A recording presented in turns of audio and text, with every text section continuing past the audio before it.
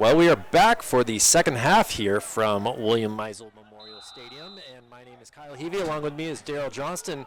We have a crazy first half here from the west side. They're leading it.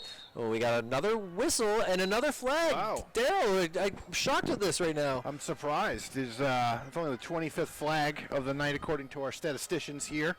And, of course, the opening kickoff, get a squib kick and immediately get a flag. So, Well, we're happy to be here. The temperature has cooled off quite a bit as it is now down to 54 degrees. Definitely some fall football feel going on here from Manchester Public Television. I'm Kyle Heavey along with Daryl Johnston. Happy to be with you on Manchester Public Television Channel 16. We had a lot of games going on tonight between what's going on over at Memorial with the Crusaders facing Exeter, but apparently a fight in the parking lot with what sounds like a gun was pulled has stopped that game in action. So this is the only game going on in the city of Manchester right now. And I didn't seem like it was 27-0, I believe I saw it was for Exeter. And, well, we're happy to see the West Blue Knights up 27-16 here as we'll try to get the opening kickoff again. And it's punted down there and handled at the 30, makes some moves, and is out of bounds about the 38-yard line. yeah, really a great first half for this Blue Knights team. They punched in a couple scores late in the first half. Slowed down this Hollis-Brookline offense, did not allow them to complete. They went downfield 3 or 4 times. They tried there in the second half going the other direction, but they just were unable to connect. And really a good job by the safeties to break those plays up and stall the drive. And, of course, we had the Taylor Gallant kickoff, a 96-yard kickoff, return for a touchdown, and then we also had a 22-yard touchdown, and well, now Hollis-Brookline looking like they enjoyed the halftime break as they've made it all the way up to midfield, all the way to the 45-yard line, just like that, Daryl. Yeah, Elliot Trodden, he started off the game with that same run for about the same amount of yards, and then so they go right back to it to start the second half here, and maybe that'll get this offense going. But certainly they looked a little one-dimensional there for a bit late in the first half. So getting that running game going will be key for the Cavaliers. Well, that's why it's going to be interesting. It was 16-6. The Hollis-Brookline had the lead, and now they are down 27-16. They've been stagnant on offense for a little bit with fumbles and all sorts of things. But let's see, a little screen, and not going to be worked. Guy missed his block right there, and tackled. Looks like he lost 2 yards on that, so it'll be a 2nd and 12 on that. Yeah, they sniffed that out. Carl Taylor Jr. right all over that. Didn't bite on it at all. A lot of times Taylor's letting lob get by him. He's playing that squat down there, so he was ready for that. That play's probably not going to work with the defense that Manchester's running. And they run here and see if they can. They weren't able. They looked like they were trying to have him fumble, but brought down right there is Divine McCall. Yeah, strong tackle. Oh, but they're still fighting for it. I don't.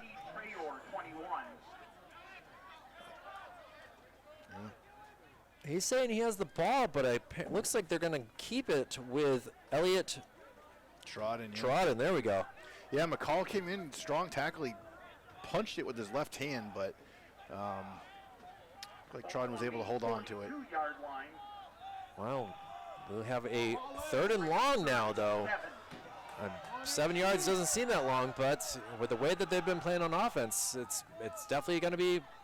I'm going to guess a throw here with no guys in the backfield, but quick throw, and he's able to get brought down a couple inches away. Actually, it looks like from the official's marker, he's going to give that first down.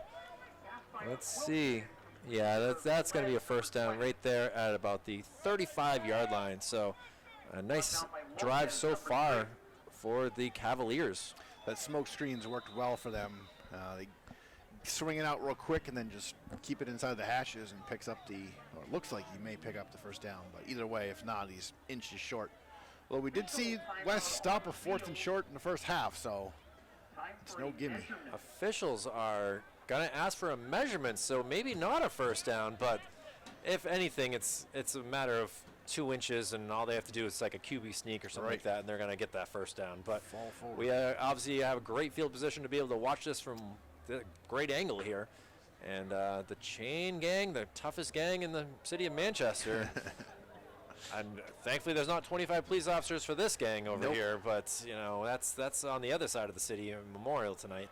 Hopefully everything's going to be okay, and I'm guessing that game's going to be called the way it was. Yep. Not 25 police, but we did have 25 flags, so. I don't know which one you'd rather have. I think I'll stick with the flags. Yeah, probably safer. Slower, but safer. Well, it is a 4th down. Wow. There looks like the offensive line is quick to get up to the line of scrimmage. The referee is still in the way. And now, here we go. 4th and inches. Inside handoff, that's what they've done the last 2 times.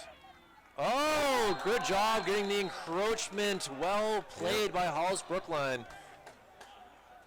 My goodness. Let's see. Maybe it wasn't. Might have been a false start. Officials talking things over. No, it is going to be against the Blue Knights. Okay.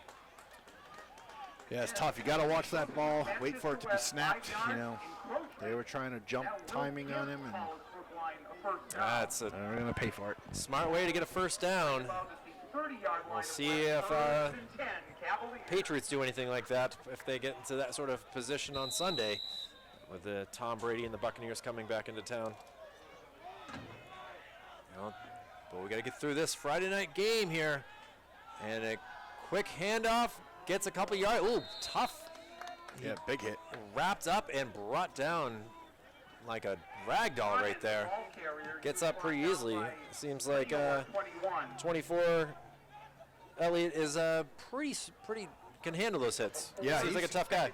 Yeah, he's a strong back. He definitely is not afraid of contact, and they'll run him right in between the tackles. So you know you're tough if you can do that. Oh, man in motion. Smoke screen to Cora. Another screen. This one. Oh, he's still on his feet, but he's finally wrapped up. Big number 51, Divine McCall and Nathan Smith in there. That's a great little duo right there. Young guys too, with Nathan Smith only being a freshman and Divine McCall being a sophomore. So that looks to be the future defensive line there for this Manchester West team, as long as they don't get moved around or anything else that this city sometimes crazily does. Right, or stay healthy. Yeah. Stay healthy is another fun one.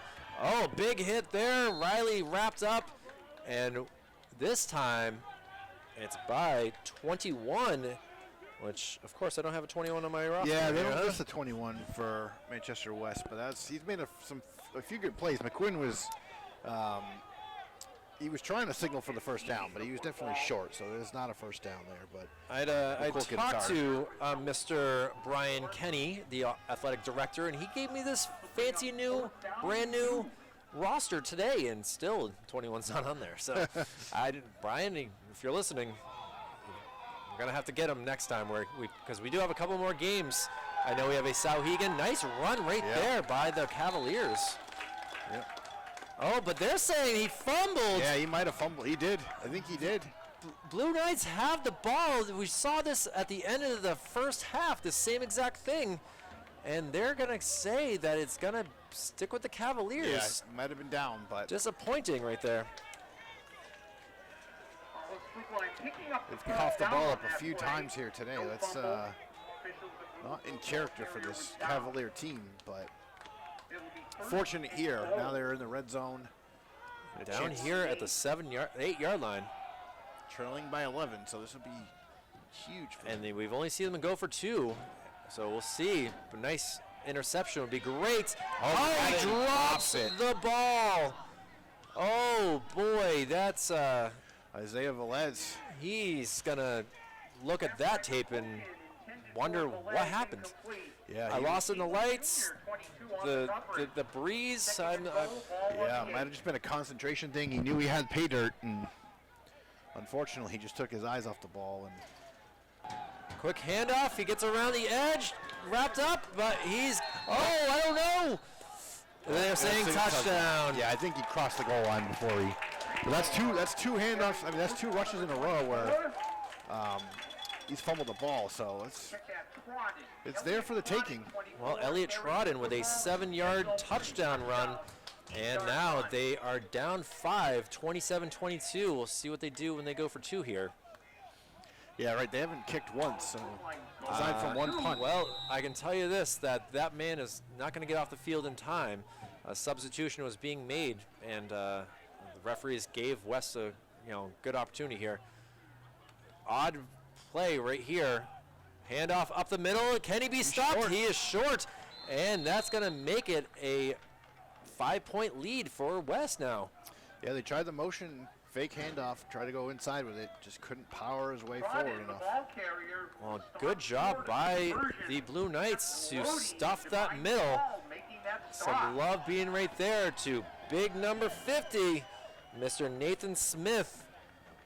And that makes it nice for West. They're going to get the ball for the first time. 7:30 remaining. So that was a 4.5-minute drive for the Cavaliers. Yes, they're within one touchdown, but if West can do something like that, they're going to run out of time in this game. I think we only had 2 penalties that possession too, so. Well, we'll see what happens. We had one on the kickoff, and obviously coaches had to talk to their players at halftime and say, guys, come on. We need to get home. It's a Friday night. Right, and especially the personal fouls. I think there was like 4 of them in the first half, so I mean those things are avoidable. Sometimes you're going to jump. Encroachment, yes, I mean, those are discipline penalties. They're going to happen, but you can't be giving up 15-yarders repeatedly in this game. Well, the kicker, number 15, and Joe Mahoney. It is officially October 1st today, so Breast Cancer Awareness Month, and you do see a couple players with the pink, especially on kickoff. Oh, a little pooch kick. And it makes a good bounce. Oh, over the head. They're still having trouble getting it, and now finally, I think it's Sanchez with the ball. He makes some moves. Could this be another one to the big house? Dale, look at this. Tries a couple man to beat. He's getting around, and it's going to be a touchdown for the Blue Knights. Who else? Taylor Gallant. Taylor Gallant, excuse me. I thought it. Oh, let's see, though. Let's see, though. No, we have an injured player on the field. And we do have a flag on the field there, Daryl. Oh, boy. Does it again. Another kickoff return, another touchdown. But this does not look like it's too good. Coach Bazoin out there with this player. The medical staff for the Blue Knights, Safe Sports out there with Coach Chris. Coach Chris Loans out there as well, and we'll go to see what the officials have to say about this. Kyle, I mean, Tyler Gallant's got a knack for these sort of like fumbled kickoffs turned into touchdowns, and that's the second one today. Whether this stands or not, I mean, both times he was able to keep his composure, hold the ball, and the next thing you know, he's gone. Brutal. Big. You could hear that in my reaction. You hate to see the game is resumed over at Memorial. Well, unfortunately, Manchester Public Television has their sister duo, or brother duo. They weren't sisters. The other duo that were there have already left, not thinking that the game was going to be resumed. Our apologies for that. It's obviously a interesting situation when there's 25 police officers up there, but as it was, Exeter leading pretty handily. And from what I'd heard, the quarterback for Memorial was injured. First play, he was injured. So a tough one over there for the Crusaders. Concussion protocol. Okay. Hafman. Let's see what a player for the Cavaliers up on his feet. The kicker himself, Mahoney, who we were just talking about, walking off with coach, and hopefully it was just a cramp or something like that. And yeah, I think he landed awkwardly. It's interesting to see him that far down the field trying to make a play after kicking off, but it's too bad for the holding penalty. It wipes off that touchdown. And it'll be a 1st and 10 from the 26-yard line instead of a 6-point touchdown. And boy, we might be coming close to the state record for most flags in a game at this rate. I don't know if that is a record that's ever been held. So I guess we'll have to contact NHIAA for that. But boy, this has been a unique night as it's already hit the 9 o'clock hour here at Manchester West High School, leading it 27-22. Aishan throws it up in the air over the head. First really long pass that we've seen in some time. Yeah, they tried to go to McNally, but McNally was looking over his left shoulder, and pass kind of went on the outside, so he had to turn it around, and just 2 yards ahead of him. Just really could not connect on that one, even though he had the defender beat. So, I mean, you take a little off that, and that's potentially a touchdown right there. So, you know, I was talking about how a lot of the players from Hollis-Brookline were in the pink, but I got to say the fluorescent yellow of Izzy Lopez with the gloves and the shoes, good match there. I don't know if he's pulling something like the the Seahawks used to do, and well, now we're gonna have Aishan taking it up the middle, goes to the sidelines, and I'm not sure if he got the first down or not. I think he's short by a couple yards, but it was a nice run anyway. Gets him third and 1. Yeah, 3rd and 1. Right down the pike of the camera right here, which is kind of a great vision for us. 9 on the play. 3rd down and 1. The ball on the West 35. See what West can do here. 6:40 remaining in the 3rd quarter. And looks like they're bringing in some offensive weapons. So we'll see if they have something written up that could work in their favor. Yeah, you got McNally there, Lopez. McNally going out wide here. Guessing it's going to be an inside handoff, but still, there it is. You called that. It's like you've watched this whole entire game. McNally with a tough block there and finally dropped at about the 39, 40-yard line. Looks like they're going to give him the 40. And that will go for a first down, though. Yep, that'll move a chains. Chain gang having to get up and move down to the 40-yard line. So we're still 60 yards away. And, tick, tick, tick. That's how it's going to work here. I'm assuming with West with the lead and the ball. Yeah, this quarter's moving a little quicker. Not as many flags when they're running the ball, so that clock's been moving along at a better pace than we saw in the first. Well, running in here, Aishan gives the play, and kind of the same form in some ways. Still really no deep safety for this team. They're not afraid of them throwing it down the field. I mean, the furthest Cavalier is about 8 yards downfield. Oh, nice little, I don't know, had to find a hole and got a couple yards. Better than 0. Yep, creased it in there and picked up 3 yards, so, It's interesting the different types of offenses of both sides. You're seeing a lot of runs, not too many passes, but on the other side, I mean, we've seen a lot of intentional groundings, trying to just get rid of the ball, and it seems like that West is, with only rushing 3 defensive linemen, they're clogging those holes so that these passes aren't able to be caught as well. Yeah, you're right. They're dropping eight guys into coverage, where this is the complete opposite. You got 10 guys basically up on the line. And we haven't sent J.C. Cora's name on offense in a little bit, so we'll see what happens with him.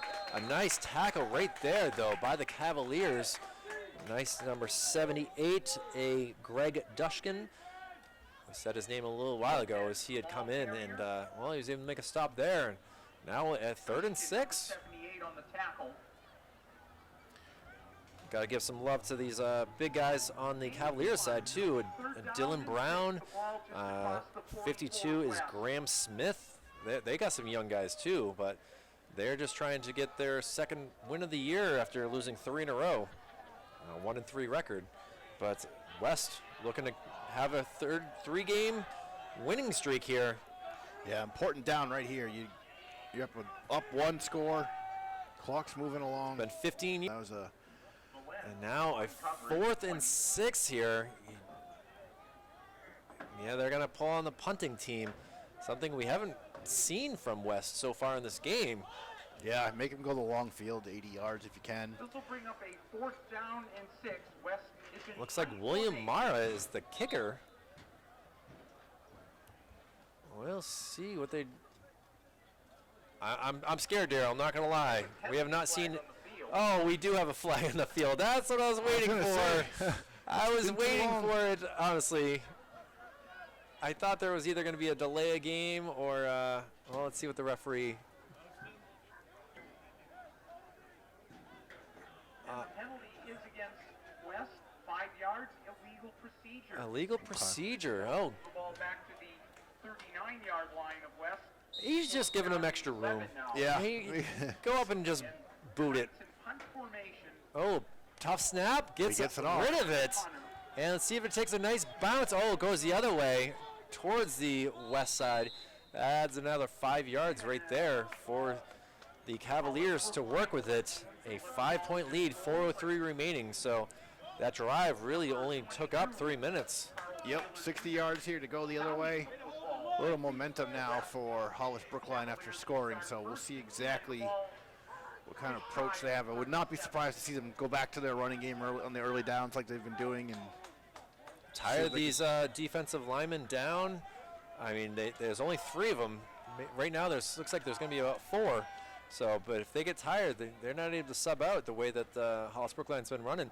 Ooh, yeah, up the middle for a nice 14-yard gain. But yeah, I think there was a false start there. I thought the same thing, and we were just waiting for it. 21 and Gallant 16. No, they're giving. Okay, all right, that was very, very close. Wow. We're obviously up here and not down there. We're wearing a zebra shirt, so it's okay. And well, 1st and 10 again. Big. They're past midfield already. Riley looking, throws down the middle, caught right there, and Kenny fumbled. Oh, he strips it. Oh, it's gonna be recovered by West. Wow. They are happy as can be on the far side with another strip. This time it looks like it was stripped by 21, which of course we don't have his name. The mystery man. Mystery Man is doing great jobs over there for the Coach Bezoin. Miguel Sanchez, number 7. Yeah, they've run that play 5-6 times now, and they've been successful on it every single time they've run it. But that time they went to someone different, 32, Jake Ingraham, the junior. He had it, and he just did not anticipate getting stripped, and they came right after that ball, and sure enough. You gotta wonder how often they've been practicing that at practice with Coach Bezoin. Hey, that's the way to win. You keep the ball, don't let the other team score, and well, just like that, we're back in business for the Blue Knights. Aishan looking, goes to the outside, puts on the afterburners, and is brought down for about a 4-yard gain, looks like. Yeah, good job keeping him inside. The edge defender did not collapse in, so did not allow Taylor to escape on the outside, and that kept it to a 4-yard gain there. Well, basically this has been a very long drive. If you look at it, they punted the ball away, and what was it, 2 plays later they got it back? Yep. Yeah, they've had some interesting turnovers this game, between the kickoff that went out of bounds. We thought he was out of bounds. The man who touched it was out of bounds. It ended up being a fumble. Some weird stuff here. Wow, a 2nd and 6, maybe 5. Handoff right here. Tries to make a man miss. Another hit. He gets Tyler outside. Gallant. Ooh, brought down a shoestring tackle. Uh-oh. And banged up a little he here. looks like that kind of hurt. He's all right. And Daryl, on the backfield, there is a yellow flag on the play. And in the backfield like that, makes you, I'm intrigued to see what this might be. Waiting for the official to step away. Personal foul, face mask against Hollis-Brookline. Yeah, Coach Lone's not happy. Hollis-Brookline, a personal foul penalty, a face mask penalty. And I'm wondering if that's Gallant still being worked on. No, it's one of the offensive linemen. I wasn't sure what was going on there. Kyle, earlier you made a joke about the referees ended up with tennis elbow from throwing the flag so much. I just realized our statisticians are going to end up with carpal tunnel syndrome from It's an writing in the all-around. books. I'm glad that CMC is right here for everyone, because it might be needed in just a little bit. Yeah, take that ibuprofen. Well, 1st and 10 at the 45-yard line for West now, looking to increase their lead. 2:20 remaining in this third quarter.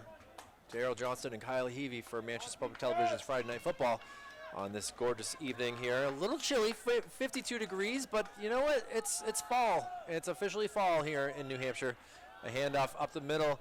Izzy Lopez brought down, tackled by a couple big guys, including looks like Austin Doherty and Colby McDormand. Austin Doherty, number 86. Colby McDormand, 87. Wow. Combining on the tackle. Pretty impressed that the PA speaker, Yeah, caught that. 2-yard pickup, 2nd down, 8. The ball apparently tipped he's across. listening to me a little bit, but Brookline 43. either way, a 2nd and 8 coming up here. Trying to get the play in.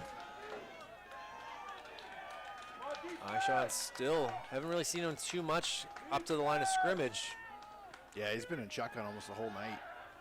Looking, makes a, trying to get around, decides he's gonna hold on to it, does, gets corner. the first down, makes another move, still on his feet, and it looks like a bad tackle, and finally brought down about the 12-yard line.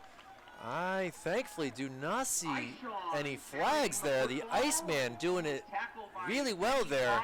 A big play down to the 13-yard line officially. Yeah, they had 21 in the backfield. Again, we don't know his name. We apologize, but he made a great block on the blitzer, allowed Taylor to get to the outside, and 87 from Hollis-Brookline was trying to hold the edge, but he just dusted him and turned the corner, and once that happens, you know, he's picking up 20, 25 yards. He's done it enough times. We've seen it just tonight. Colby McDormand, I mean, he's a big guy for the Cavaliers. Looks like he, you know, is Gronk size with that 87 Yeah, jersey. He sure does. But he's playing some defense tonight and has, you know, at least making some plays. But we don't want him to make a play here with 30 seconds to go. Tries to get cut outside. Now looking inside. Oh, still on his feet. Does a spin move. Drop down there. Couple yard. Oh, did he fumble? I think he was down, yeah. They're saying he was down. And that will be the last play of the third quarter. And, well, no scoring for the West Blue Knights in the third, but they still have the lead after giving up a touchdown to the Cavaliers. Yep, and now they're in position to strike again here, so this would be a really ideal way to start the fourth quarter. Go back up for 2 scores. Huge if they can do that. So Puts a lot of pressure on that team. You know they're going to have to start passing it every down, which they've done a lot anyway this game, but you're just not going to have the luxury to be able to run the ball and as much as you would like. well, some scores that I saw earlier included a big win by the Bishop Girton had beaten Nashua South. Nashua South not having as good of a season as they had last year. I know that the Winnicunnet was up over Dover 26-0 earlier on, and yeah, just fun to have football going live here. We've missed it a few weeks. For sure. I'm trying to find some other interesting. Exeter now up 35-0 over at Memorial, so it's just a tough night. Let's see here. While we have a little bit of time to kill here before we get this play in, yeah, Bishop Girton won 35-7. Wow. Yeah, that was Bishop Girton, Nashua South. That was the Turkey Bowl rivalry for a good 40, 50 years, and that was one-sided for my entire life. And it was Nashua South winning that, but times have changed. And The Goffstown Grizzlies taking down the Concord Crimson Tide as we're back in action, looking to get around the corner. Can he get to the pylon? And brought down at the 1-yard line. Oh boy, that was a close one. Well, first and goal from the 1-yard line. yep, Ishawn Taylor again. I thought he had it, but it looked like his knee may have just come down before the ball crossed the goal line. All right, so Goffstown defeating Concord 34-23. We'll also continue with this game here as, well, first and goal from the 1 yard line for the Blue Knights. Yep. And will it be Aishon again? We'll see what happens. I'm thinking Izzy deserves something here. Yeah, He's not in the backfield, though. Every time 21's been in there, he's been there to block an Aishon's run, so we'll see if it holds up the same here. I'm glad you noticed the same exact thing. I didn't want to say anything, but, well, let's see what happens. If he's the lead blocker, and into the end zone for a touchdown. Blue Knights. Huge. Aishon Taylor making it a 33-22 lead with the extra points. Maybe 2-point conversion. I don't see what they do here. Well, you're up 11 now, so, 2 scores either way. This is huge for them. Just cannot give up a quick strike back the other way.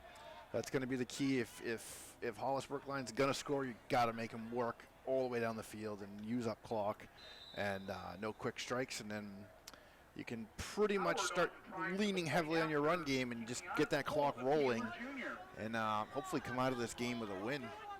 Well, let's see what Gavin Howard can do. He kicks it up, and it's good. Nice rainbow extra point right there, and a 34-22 lead. As you said, Daryl, leads back up to 12. Yeah, 2 scores. That's going to be a lot to overcome there.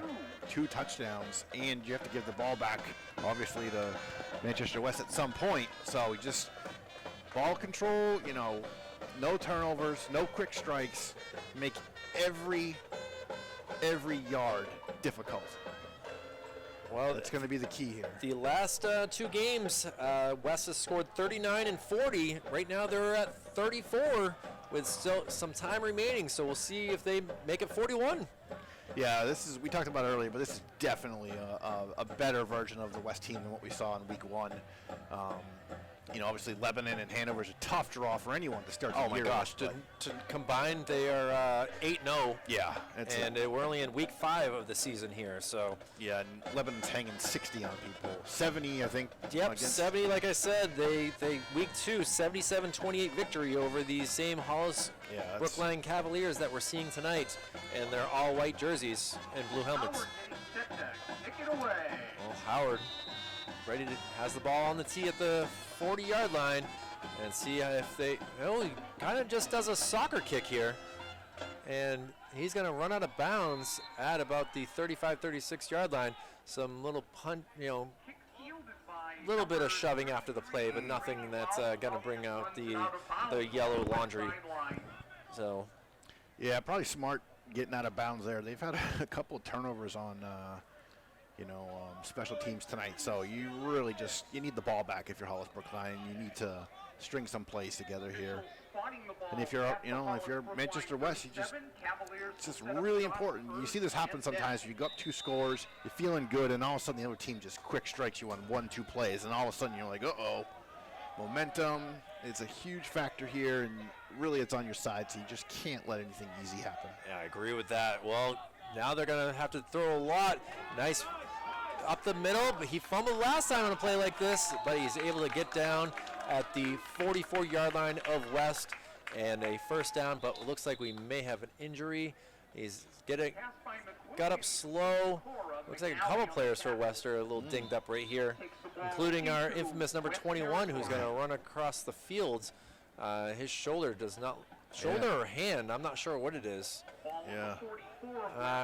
Helmet comes off, and coming in to replace him will be number 10 in Caleb Lawrence. So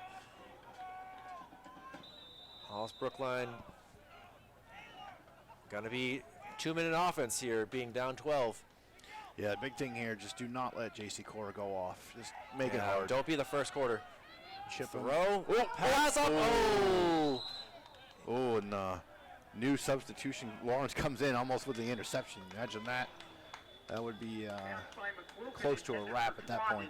Well, they went right to him, and that's another Elliott sighting here for the Hollis-Brookline. But now it's 2nd and 10. Troydon, there we go. All right, well, Riley's waiting for the ball in the shotgun. Got a blocker on his side, man in motion. He wants to go to 21 right now. He can't though. This is really, really nice job by the West defense here. They know exactly what the bread and butter is for Hollis-Brookline, and they're just not allowing him to do it. They got burnt over and over again in the first quarter. Jake Ingram, the intended receiver there. And now a 3rd and 10. Yeah. We haven't seen him really complete that since they went to Ingraham and he fumbled the ball. So they're trying some new stuff here. They're putting J.C. Core in motion, swinging him, but West is all over it. They know where he is at all times. They got 2 kids lined up him right here. They're not gonna let him do anything. Here's a hand up the middle, but immediately wrapped up there. Great job, Sean Vincent. Still upset about not getting that touchdown, but he was able to just see that who was going to get the ball and wrap him up quickly. So it's going to be a 4th down and looks like about an 8. Oh, they're giving him an extra yard, so it looks like a 4th and 7. Cavaliers starting to look a little frustrated too. Hands on the hips, a little annoyed. Band playing the Rocky theme right now. Oh, Cora trying to go 7-step back, down the middle, caught and brought down, but that'll be enough for the 1st down. Down the middle of the field like we've seen over and over again, but nice catch there by Ingram. Yeah, they went right back at number 10, Caleb Lawrence there. Coming in and replacing number 21, and well, might as well go for the guy that hasn't been out there the whole game. Yep, now he's back in, 21. 25-yard line they go, the Cavaliers, late in this game. Yep, J.C. Cora on the right, 2 defenders, he gets behind him. 7-step back again, he's trying to get around, looking, trying to hit the edge, throws it up, and it's going to be intercepted. He's still looking to make something happen, still on his feet, trying to be wrapped up by the lineman, still trying to drag himself, and still on his feet, going the wrong way though, and that's number 6 in Michael McNally, and either way, it's going to be a West ball. Yeah, that's a backbreaker for Hollis-Brookline. Make sure there's no flags here. It looks like they're calling holding, maybe? Oh, boy. Hopefully on the return. Yeah, it could be on the return. That would make sense. It actually was on the Cavaliers, so penalty was declined, and that's going to hurt any sort of chance of a comeback. The 9:06 remaining in this game, and basically if they don't have a 3-and-out, the Cavaliers, West is basically just going to be a very long drive here. Yep, run the ball, run the ball. Run the ball, try not to have any more penalties. You've done a good job so far compared to what we saw in the first half. Yep. Just don't turn the ball over, and you have control of this game. 2 scores, 9 minutes left, and you have possession. Couldn't ask for more. No, not at all. And now Aishan claps. He's going to run it, shockingly. Up the middle, easily gets the 1st down, still on his feet, past the 40, on his feet, 35, 30, is going to cut back, down to the 20. Oh, he sees the pylon, and he's going for it. A huge touchdown run, Aishan Taylor, 60 yards, and the West Blue Knights are happy as can be. A penalty after the play. Not really sure what that's going to be. Referee might have heard something from. I don't think it was excessive celebration, but I see William Mara pointing up at the scoreboard, and it's now a 18-point lead right now. We'll see what the referees have to say here. Could be an unsportsmanlike just from competitive jarring, and that's what happens. But that is a backbreaker. We thought 60-yard touchdown run by one Aishan Taylor, and Coach Bezoin spoke highly of him earlier in August when I was talking to him about how much of a talented player he is, and well, we've seen it really out there tonight. Yeah, he's just fun to have, fun to watch. He just does so much, and he's just a threat to take it to the house every time he touches the ball. It's just, he gets a corner, and bye-bye. It looks like it's going to be a penalty on Aishan. It's going to be used on the kickoff, is what I think I just read from unsportsmanlike conduct. And I'm just We'll see if how right I am there, Daryl. But I'm guessing you're right. That is the most plausible explanation. well, they are going to go for the extra point. They're 2 for 2 so far in this game. Conduct penalty, and that play took place after the touchdown was scored. And, well, you can only do 2 of those, so this is his warning. Yeah. And with 8:50 remaining, hopefully he's learned that lesson. Or coach is going to have him sit right next to him. Oh, a high snap, nicely caught. He's going to be brought down, and that will not be an extra point. It will be a 40-22 lead, though, with 8:50 remaining. And, well, things are looking good here. 3 consecutive games of scoring 39 or more. Yeah, and Coach Mazzone's got to be really thrilled. The last few times they've played Hollis-Brookline, the Cavaliers have really stuck it to them. Hung 50 on them one of those games, and it's tough to keep losing to teams over and over again. And now, it looks like they're on their way. 18-point lead here with 8:50 to go. They're on their way to their 3rd straight win, which they haven't done in a long time. So, these kids are going to be fired up this weekend and come back into school next week with a lot of Blue Knight pride. They're definitely making Manchester proud right now with having a winning record. Unfortunately, things aren't so strong over there at Gill Stadium or at the Shabbat McDonough Field over at Manchester Memorial. Thankfully, everyone's safe. Just a lot of arrests is what I got out of a text message from other people that are over there tonight. So, special night having 3 teams play in the past 2 nights. I know that Central and Bedford played last night over at Bedford. So, but Bedford's really not that far away. And, well, we'll see what happens next week. I know that we are looking to cover the Bedford Memorial game. So we'll see what happens there. If you might be free, we might have a spot for you there, Daryl. Yeah, I think I will be. So little pooch kick there, handled at the 38, gets to the 40, looks, is he fumbled it? We'll see. It might have came out again. And we have, a slow player to get up, but he's able to run across the field. Christian Smith, that would have been a tough loss right there, as he's been a big part of the offense. But the Cavaliers will get the ball at roughly the 44-yard line. Yeah, now they're going to have to open it up, so you're going to see some real shot attempts downfield. They're going to look for core, they're going to look for lob, and try to strike quick. They don't really have much of a choice being down 3 scores at this point. There's not enough time to really start going back to their little inside handoffs or screen game. It's got to be, big chunk plays here. 56 yards to the end zone and falls down. It didn't seem like he was hit. He just kind of was off balance when he got the football, and he's looking at it. I think an offensive lineman might have stepped on his foot or something. I'm not really sure exactly, but he didn't seem very pleased with being brought down because he looked like he had a lane open. Yep. West has got to love it, though. It's like every time Hollis-Brookline runs the ball, I got to be happy with that because you're just playing into the clock game for him, and that's really what this is now. Yeah, absolutely. So Gain of about a half yard on the play. It's going to be a 2nd and long 9. We'll call it a long 9. Well, Shy of the 45 apparently- goes HB. Apparently my future might be a PA speaker at high school games. Handoff, gets around the edge, still on his feet, gets that first down. Good run right there by number 29, Adam York. The ball carrier, Vincent, and the tackler. We got a timeout here, too. Well, the clock will stop because of a first down to give the chain gang time to move. So the clock has stopped at 7:50, but it's now running. Officials do a good job of making sure that clock gets moved again. And now a pass caught and going to be wrestled down.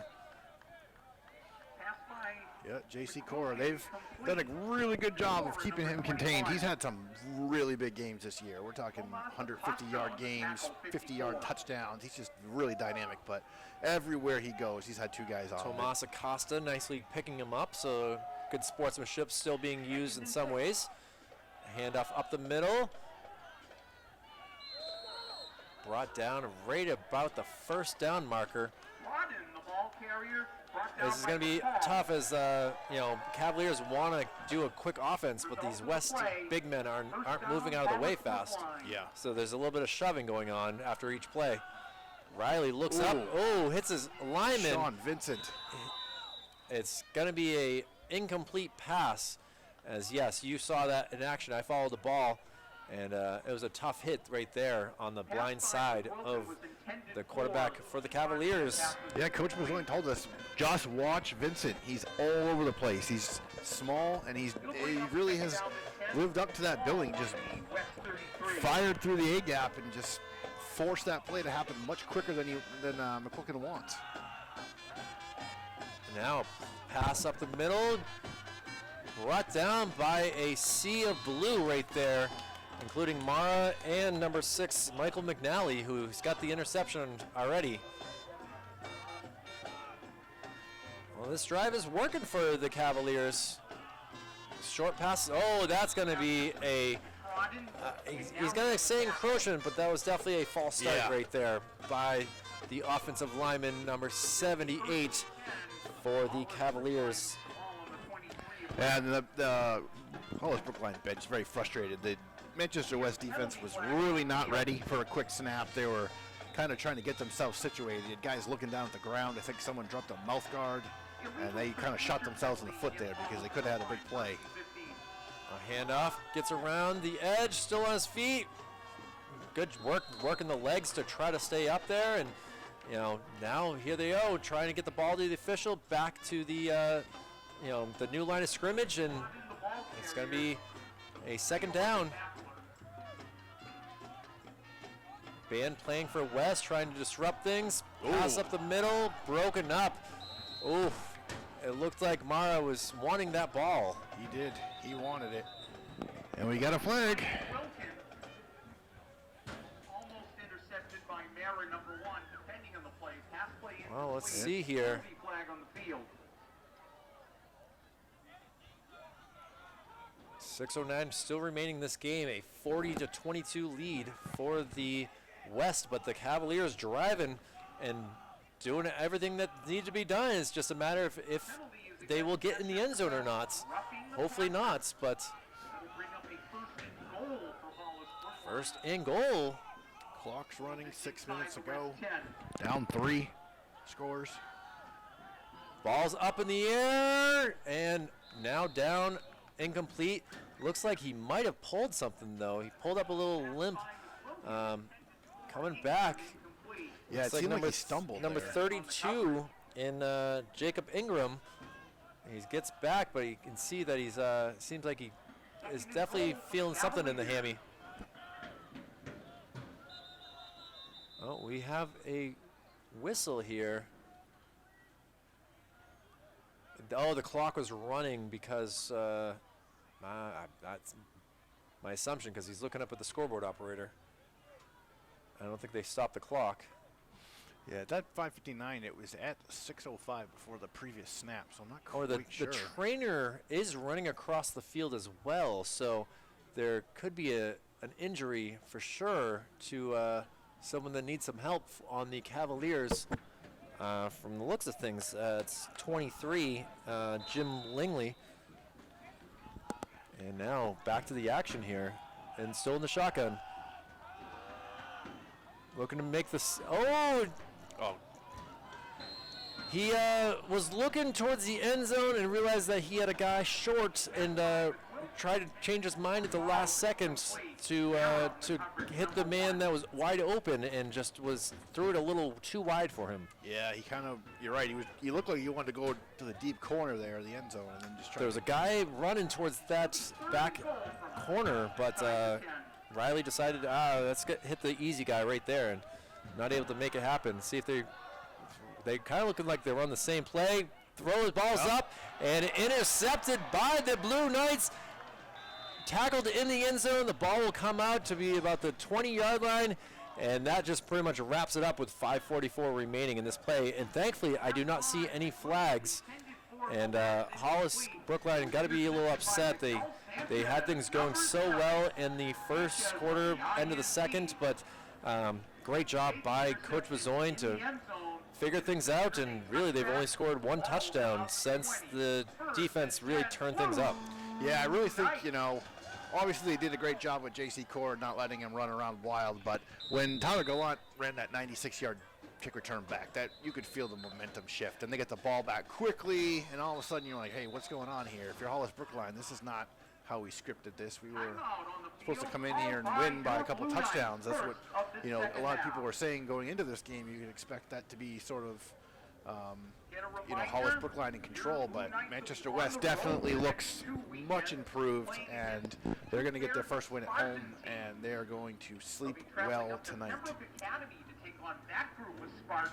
Well, the next Saturday, Blue Knights head up to Pembroke, my alma mater. Spartans aren't looking so good this year, so this could be 4 consecutive wins for the Blue Knights. Obviously, it's there's a lot of time to plan, figure things out, but boy, there's a lot of 2 consecutive games versus Spartans. This is kind of interesting. Yeah. Yeah, October 22nd, we'll be back here for the Sauhegan Sabre Night, so that'll be a kind of a fun way. Sauhegan looking pretty good this year so far after they defeated the Cavaliers in week 3 by a score of 50-8. So yeah, that was a trouncing. And we'll see what happens. We still have some time remaining, but it's Ishawn Taylor still out there looking to continue to. I mean, he just ran a 60-yarder. Let's see if he can do an 80-yarder. Now he's going to hand it off to our man that we don't know who he is. Able to get a couple yards. Yeah. Are they going to give him the first down? It's close. No, they're going to stop him about 1 yard short. I'm not sure the PA announcer knows who 21 is either. I was hoping for a name there, but he's done a great job, though. He's played well on defense. He's made some really key blocks in the backfield to help spring Taylor. 9-yard gain, 2nd down and 1. The ball on the cheerleaders still out there. Not the hugest amount of looks like fans. I see the band still out there making some noise still. And we'll see what happens over the next couple of weeks if more fans can get out there with this team doing so well. They're gonna go to 3-2 on the season, and well, look at this. 21 still on his feet, finally taken out of bounds at the 44-yard line, across midfield. Yeah, this Hollis-Brookline defense looks a little ragged at this point. And they are definitely not pleased with the way that things have gone. They've been outscored 34-6 since the first quarter. Yeah. When they were leading, and just it's tough. They really haven't stopped them since a couple 4-and-outs or turnover on downs. Right. Yeah. They haven't had any interceptions. They haven't had any fumbles. Coach Ozoin has got to be pleased with his guys being able to hold on to the ball, not lose it like we've seen from the other side with the Cavaliers. Yep. Yeah, this has been a very impressive. They tilted the field the other way, and then once they did that, it's been all Manchester West, which is really fun to watch. Absolutely, with Ishawn still making plays, still able to sidestep guys and make plays happen. Now, basically they're just going to keep trying to get first downs and stay in the middle of the field is my guess. Yep, that's what I was going to say. They really Mazzoni's probably going to tell them, stay away from the sidelines. Let's keep it in between the hash marks. Keep that clock rolling. There's no reason to stop the clock.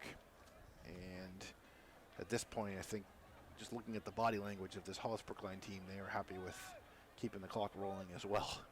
Yeah, it's a tough thing, and you can just see a lot of heads down here, looking down to the ground, upset of the way that this game has gone for the Cavaliers. But looking on the far side at the Blue Knights, they got to be pleased with what's happened over the past 3 weeks. Next Saturday they'll be playing up there at the high school. Oh boy! Oh, lateral back. Ishawn gets it, and look at this. Daryl, another big touchdown, 36 yards. Don't excessively celebrate. You'll be kicked out of the game, Ishawn. But right there, 96 yards on 2 touchdowns. Yeah, there's a flag. But there is a flag down. Looked like he threw I it. should have thought about that. I think he threw it, though, after the touchdown was scored. So there was some scrum going on back here at 70. So I think his play will stand, but we'll see. I would love to be a microphone to hear what these guys are saying right now. As Coach Bezoin does not. He's like, what do you mean? What do you mean? That was legal. Yeah.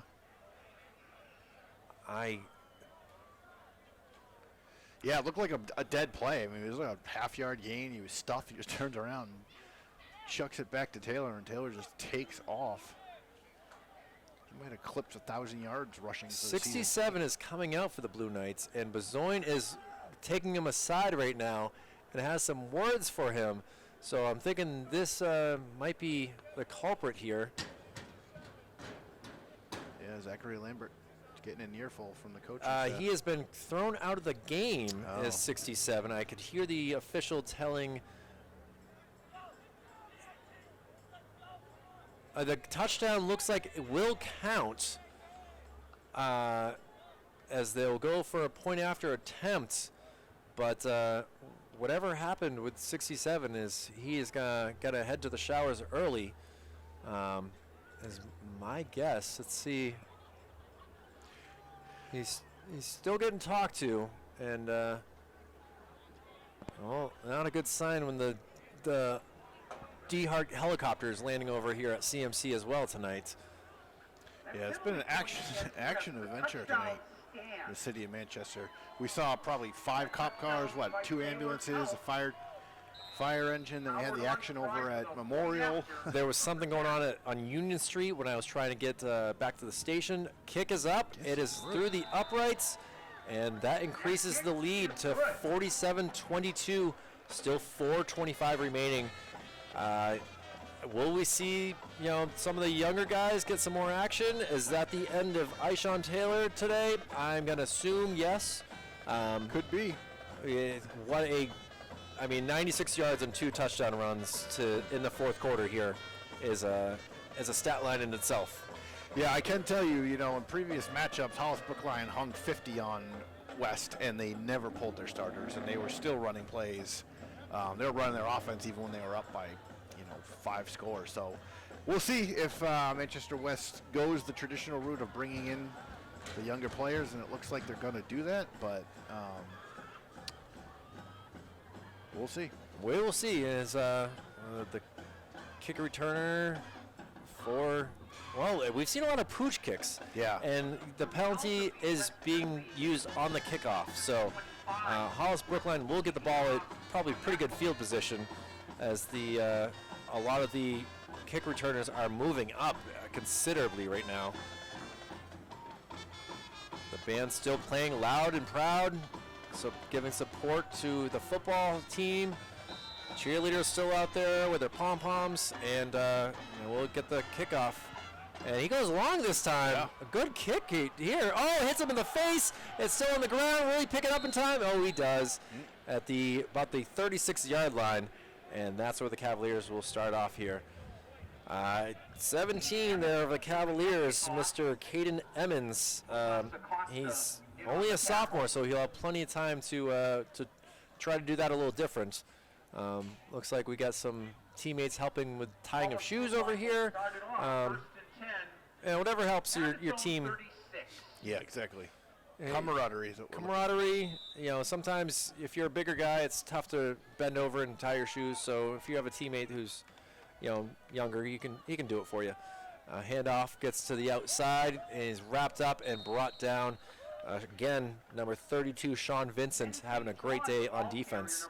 Yeah, and that run looks like it could be just a concession here at this point and say, hey, let's Ben St. John, the ball carrier for the Cavaliers.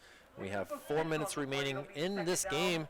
It's almost hitting 10 o'clock here on this Friday evening. So, and now Riley's running for his life. Fumbles it. That ball did come out, but it looks like it's going to be recovered. Nice job there, being very quick to see the ball is Isaiah Velez. Yeah, the carrying the football. Quilkins had some trouble holding on to the ball today. He's made some couple turnovers and 2 or 3 anyway on the intentional grounding, just trying to do a little too much. At this point, I mean, this is out of reach, so now it's just everyone get home healthy. You still got to get on the bus. You're not going to get home till 11 o'clock. Yeah, you just...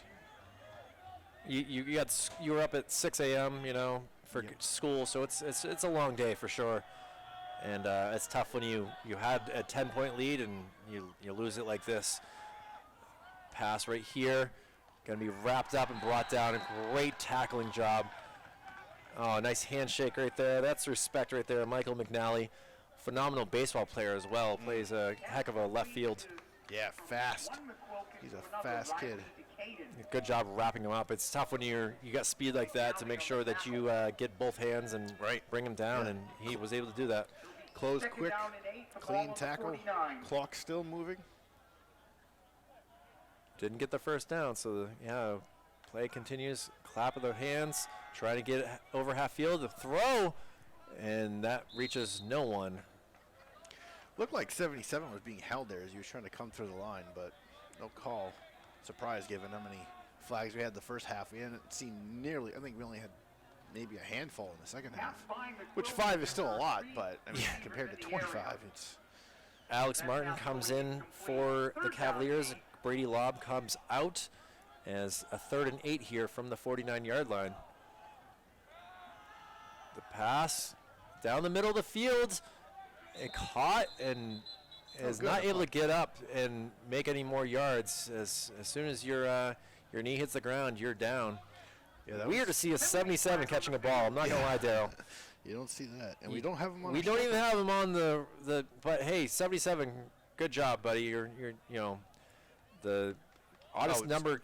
27. Excuse me. Makes sense. All right. Well.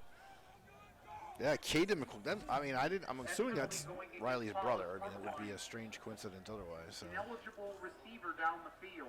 Oh, nice. Oh, okay. Caden and well, they might be twins. Yeah, there, Daryl. Looking at this, they're both seniors. So. Yeah. I guess it's possible they're cousins, but. that's possible too.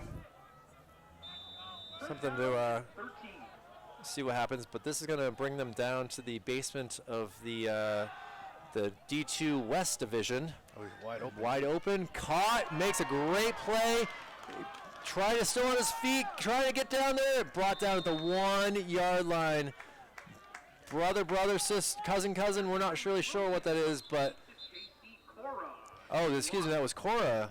Yeah, that's what Cora does. But you know, they kept him in check all game. But that particular play, it looked like he was left in single coverage, and as soon as McQuilkin saw that, he just went right to him. We've seen him double covered most of the game, and that's why we have not said his name. And oof. Oh, is that Vincent hopping off here? That is a big loss if it is. We'll see. Oh, the helmet immediately comes off. He took a face plant there on the sidelines. 2-yard line of West. First and goal. Oh, we did not want to see any more injuries. 2:22 remaining in this game. Trying to get that one last yard to get it in the end zone for he's going to pass. This play we've been waiting for the whole entire game, and it does work for a touchdown. Yep. Hollis-Brookline able to score another one, making it a 47-28 game, and we'll most likely see them go for 2.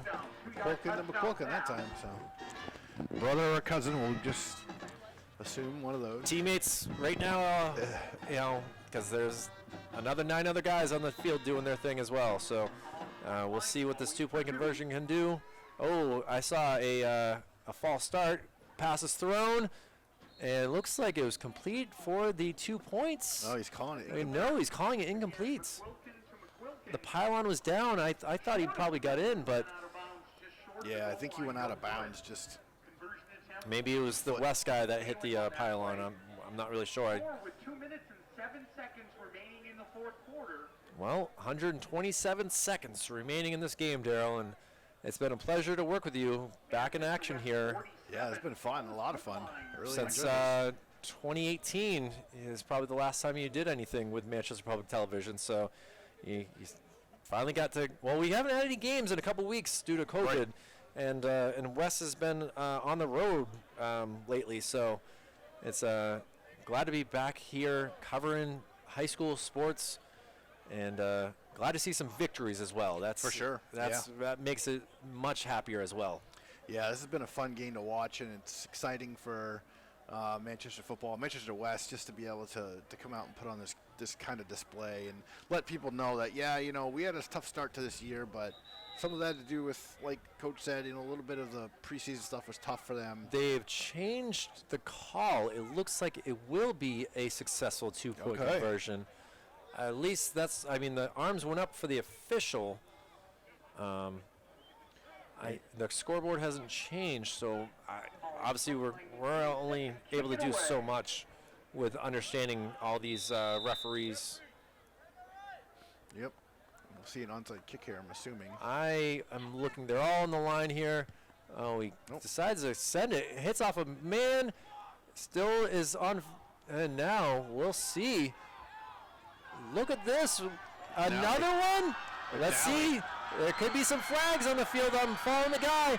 McNally might be brought down. No flags. At about the, at the 4-yard line, I would say. He spins the ball. I don't know. That could be a little excessive at this point.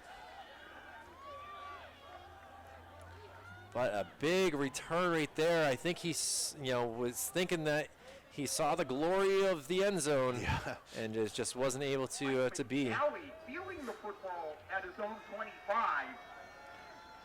McNally taking it almost all the way to the house. What do you do now, Daryl? Do you put some more points on the board? Or do you just kind of take 3 knees? Yeah, you got to play the game at hand. I would be kneeling the ball, but like I said, these two teams, they really want to, make sure the other team remembers the loss. So we'll see exactly what Coach Bozoin does. But yeah, to me, you got 152. I'm guessing they're not even going to use their timeouts as far as Hollis is concerned. So, maybe they want the ball, a little bit more practice. Either way. We still have Ishawn Taylor out there. We have a flag on the play. Is that a flag or is that just the lines? Yeah, it's a flag. It's a flag, okay. Delay a game possibly? Oh, it's going to be a timeout. Hollis-Brookline. Timeout called on the field by Hollis-Brookline. Okay, well, just kind of going with the flow here. Unless he dropped the flag by accident. But I did see Ishawn point over there. Like, what just happened? Yeah, that was a little strange because he picked the flag up and put it back. Don't forget to stop by the cheerleaders bake sale stand. Well, we have almost at the 3-hour mark here, Daryl. Yeah, long game. It's like an NFL game. The temperature has dropped significantly, and like I was saying before, it's been a pleasure to work with you. We'll give. I usually do this at the end of the game, but since we're at a timeout, special thanks to Executive Director Jason Cody, Operations Specialist Joe Lahr, Operations Assistant Brenda McCormick. Obviously, props to Dan Hanna and Andrew Amaral for trying to cover the Memorial versus Exeter game. Obviously, the police came and there was a big fight in the parking lot, and they did not complete the whole entire game, but thanks to them for being out there. And Daryl, thank you for coming back and being a part of Manchester Public Television's coverage of high school football. Yeah, thank you. This has been fun. You did a great job, Kyle. I like working with you, so I'm looking forward to. It's always nice to hear that being that I am trying to talk and work the camera at the same exact time. It is impressive. I know that the first quarter wasn't the cleanest work that I've ever done, but it was tough when I was working with someone else's tripod and camera. Yeah. I'll try to work on that a little bit better next time, but I think that we only have one game each Friday from here on, so I think we'll be all right. But 90 seconds to go in this game. It's basically first down. They got 6 yards, so they're even closer to the end zone. Only 3 more yards to get in. Well, I did get the text of approval from my mother, and she said, "Great job, guys. You sound great." So she's quite excited. So anytime I can get approval from my mom or another friend's mom, it's always a win in my book. So thank you, Mama Johnston. That's right. Mama Johnston brought down well, they didn't kneel it, but they still have been going for it, and it hasn't worked out as number 22, Carl Taylor Jr. brought down. And, well, one last play to go. 45 seconds, a 3rd and 2. You always love scoring touchdowns. It's part of the game, but it's tough when it's this is going to be the last play of the game. Yeah. You know, what do you go in, or do you kind of just pull the respect card? I'm thinking he's going to pull the respect card. Oh, wrapped up. He is able to muscle himself in and scores a touchdown. It'll make it a 53-28 lead. We'll see. I mean, Coach Mazzoin was in this exact position in week 1 versus Lebanon, and it's sports. You know, you know, every game's not going to be close, and you got to know that, you know, he's got his backup running back in. You know, do you not let the kid score? Right. You want to develop that sophomore and get him those reps. So, you know, you give it to Taylor, he punches it in. What are you going to do? I know that every person in blue right now is very happy. So, you know, he's got that to look forward to. Snap, kick is up, it's good. Okay.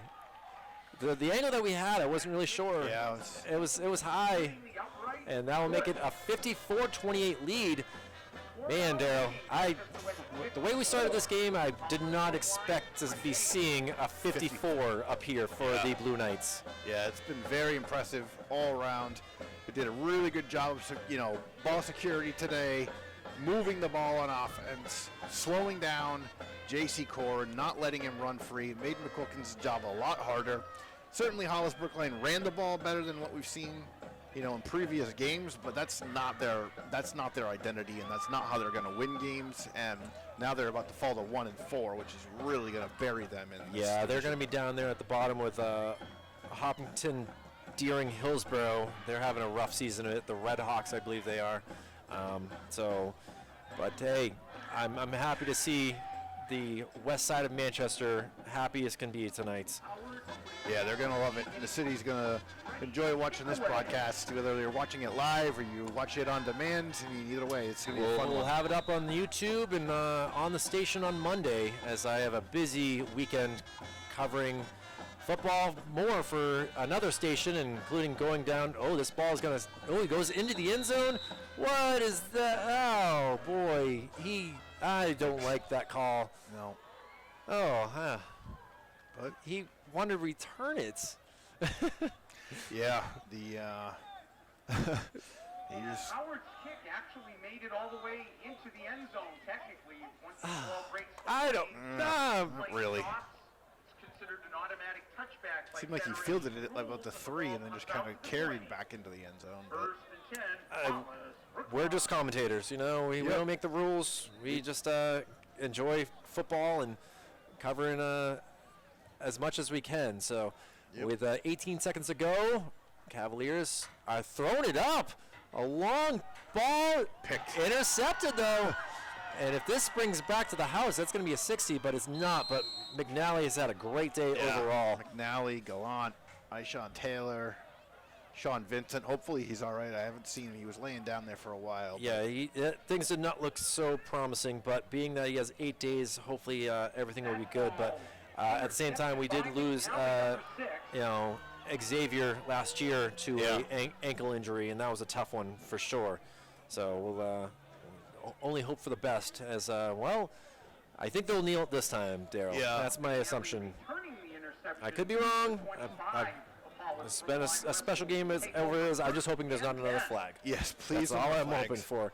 But yes, Lebanon, Hanover, both 4-0 in the West. In the East, Timberlane 5-0, and St. Thomas Aquinas 4-1. So some Milford also 3-1, and well, hey, Manchester West. We'll see how they play against Sauhegan the last game of the year, as that could be the possibly a huge decision on who makes the playoffs. But there's still a lot of weeks to go.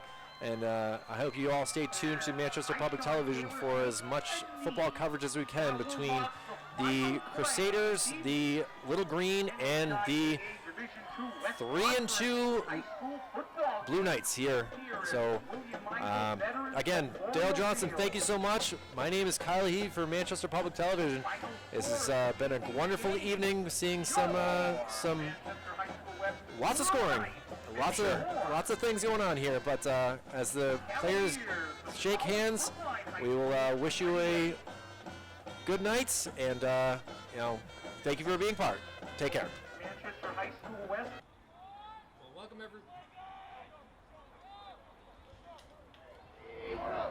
welcome everyone to Manchester Public Television's Friday Night Football here from William Meisel Veterans Memorial Field on the campus of West High School. My name is Kyle Heavey from Manchester Public Television. We have a great game tonight. The Manchester West Blue Knights versus the Hollis-Brookline. My name is Kyle Heavey. Along with me tonight, back from a 3-year hiatus, not covering sports for Manchester Public Television, is Mr. Daryl Johnston. Good afternoon, evening, excuse me, that is Daryl.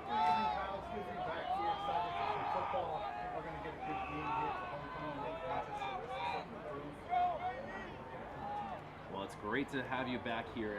We've had a couple weeks break here between Central getting COVID, kick it away Memorial for the getting Cavaliers. COVID. We saw West week 1, and they had a tough battle with the Lebanon Red Raiders, but they started the season 0-2, but now they've had 2 consecutive wins. And Hollis-Brookline is on the other side of things, where they won the first game and have lost the last 3. So this could be an interesting game all around. And as you said, it is homecoming, so we're glad to be here as West waiting for the kickoff from Hollis-Brookline, and we are off. Taking that about the 12-yard line, finds a little bit of room. Gets a couple guys, still on his feet, and it's fumbled though, Daryl. See what the refs have to say.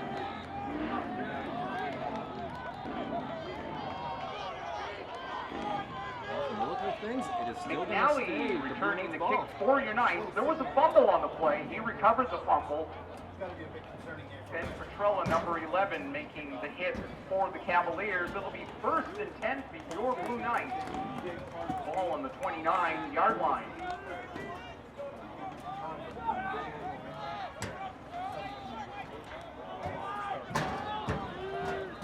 Well, the Blue Knights in their full blue jerseys, from basically pants to jerseys to helmets, and they have a nice sweep around the edge, getting some more yards and up to midfield. What a good little run there to start off the first play of scrimmage. Taylor Gallant, number 16, the ball carrier. Elliott Trotty, number 24, shoving him out of bounds along the Hollis-Brookline sideline. Play takes the ball into Cavaliers territory as the 46. Taylor, the 10. definitely Nice. the athletes, as Coach Tom Bezoin has been very proud of the way that his quarterback has been able to move and play. Obviously, like I said, a rough start to the season versus Hanover and Lebanon, both undefeated. Something about the water up north, as Aishon trying to get a move, gets around, and is brought down at about the 45, 44-yard line maybe, depending on where the official marks it. Carrying the football this time was J.C. Cora, number 21 on the tackle.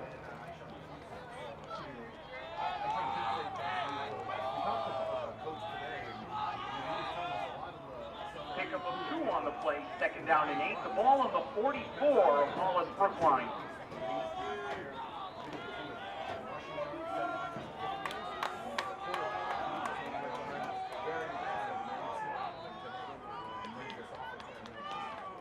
Well, it's marked as 2nd and 10 on the scoreboard, but I would say it's more of like a 2nd and 8. Aishon gets the first down for sure, and this could be more, Daryl. He's still on his feet trying to get to that cone, and it looks like it's going to be a touchdown.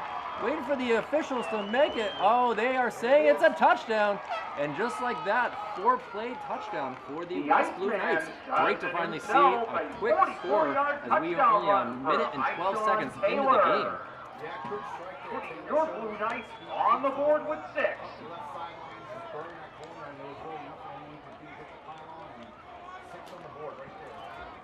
It's great to see how this season has changed. Obviously, it's a tough way to start the season versus the Lebanon team was so dominant that game. And, well, Coach Bezoin says, hey, forget about it's in the past and let's look at the future. And Hollis-Brookline is here, and oh, bad snap on the ground. It's still gonna be taken by the Cavaliers, but it just won't count as a point for either team, and West will take that 6-0 lead and look to kick the ball over to the Hollis-Brookline team. Just a minute 12 into this game. Your Blue Knights 6, Cavaliers of Hollis-Brookline 0.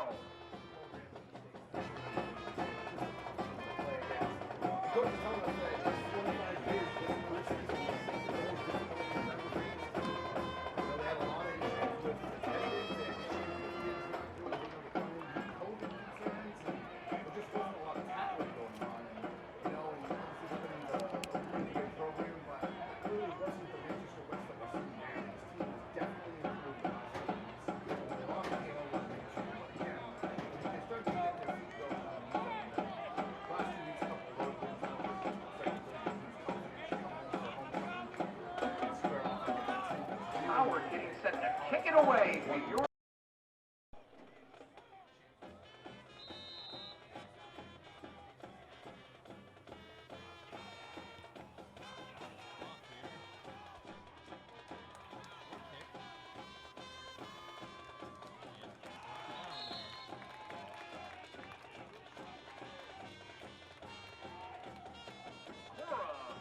Returning the kick.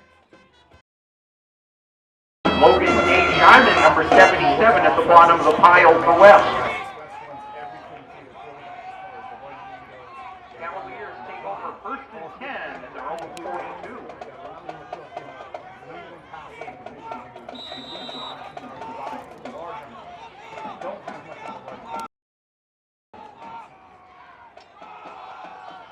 Up the middle and brought down eventually at the 35-yard line. Good. Elliot Trotten, the ball carrier. Carl Taylor Jr. making the tackle, number 22 for your Knights. It'll be 1st and 10 for Hollis-Brookline at the West 45.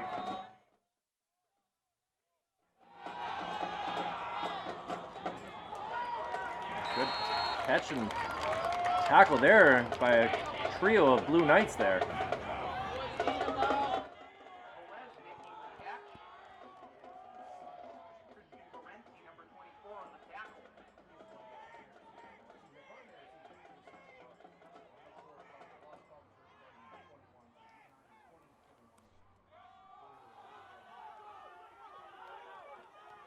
Trying for that fumble there. Trying to strip him of it, it just did not work.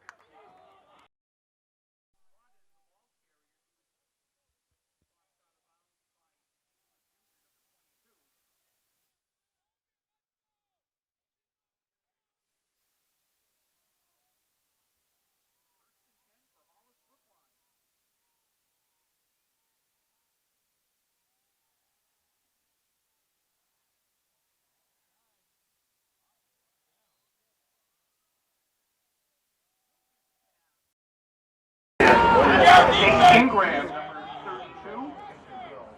McNally on the tackle, number 6.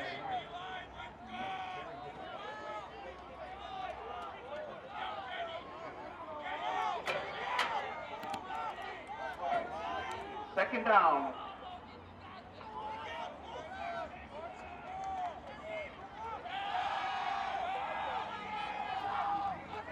Oh, brought down like that. Pass intended for Velez. Incomplete. Taylor Gallant defending on the play.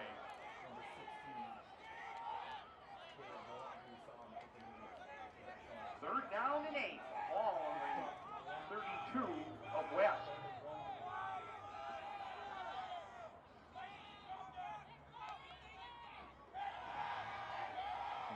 Looking.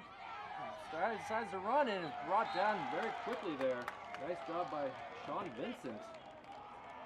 McWilkin taking the football. Sean Vincent, number 32 on the tackle. Technically, that'll go in the books as a sack. 1 yard loss. It'll be 4th down and 9. Cavaliers going for it. Throwing it up. Wow. Just like that, caught at about the 11-yard line by number 33, Brady Laub, the junior. Sanchez get on defense. It'll be a 1st and 10 for Hollis-Brookline.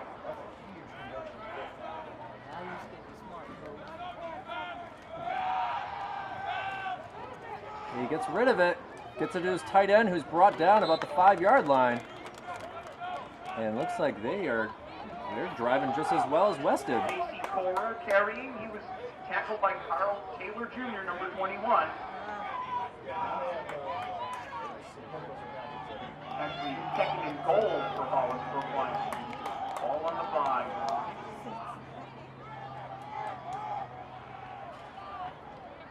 All right, well, let's see here. 2nd and 5. They could still get the first down. They don't even have to get in the end zone, but obviously you want to score some points. The pass. And let's see. Yeah, I think his knee might have been down before he got in. That's what the official is saying. So it's going to be 1st and goal from the 1-yard line. Pass complete to Cora, number 21, brought down by Taylor Jr., number 22. It'll bring up 3rd down and goal. Ball inside the 1-yard line. Go!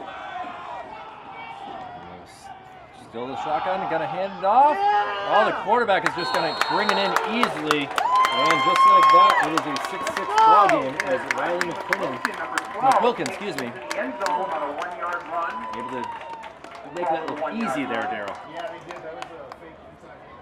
Tying the game at 6 apiece.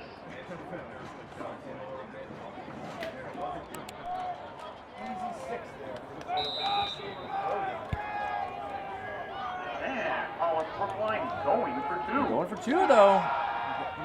McQuilkin throws it, and just like that, quite the hands there. I thought he might have been able to drop it, but he might have to stick him on those gloves or something like that. 7 minutes, 41 seconds remaining in quarter number 1. Hollis-Brookline 8, your Blue Knights 6. Well, now Hollis-Brookline, who's had a rough go of it as of late, able to get on the board here. I know I wrote down the scores of the games here at the bottom here. Let's switch it up here. All right. They've had some tough ones. They have scored in every single game, which is great. But when you lose 77 to 28 to Lebanon, that's a tough bus ride home from Lebanon all the way down to Number Hollis. 15 getting set to kick it away. The deep men for your Knights, Taylor number 4, McNally number 6. Something about that water up there in the upper valley there of the state. Take off. Let's see, taking about the 15-yard line up to the 20. Tries to shoot, shuffle, make a move. Now up to the 30 and brought down about the 33-yard line.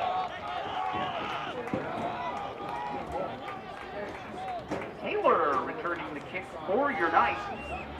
Jake Ingram number tackle.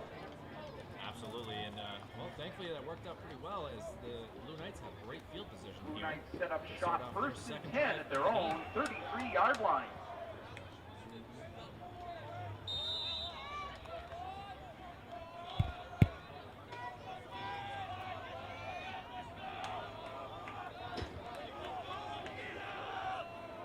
Well, you've been right so far, and yeah, just like that, hop back and run. I'm pretty happy with that, because that was only about a 2-yard lead. Lopez, number 3, the ball carrier. Greg Dushkin, number 78, making the tackle. Pickup of 3, it'll be 2nd. On the 36.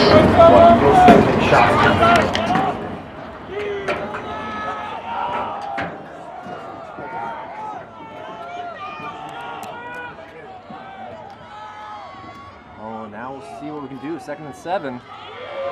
Another run, but he's going to basically get back to the line of scrimmage. Taylor keeping it. He was brought down by Sean McCole, number 72.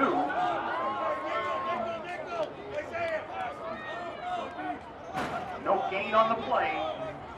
It'll be 3rd and 7, ball on the West 36.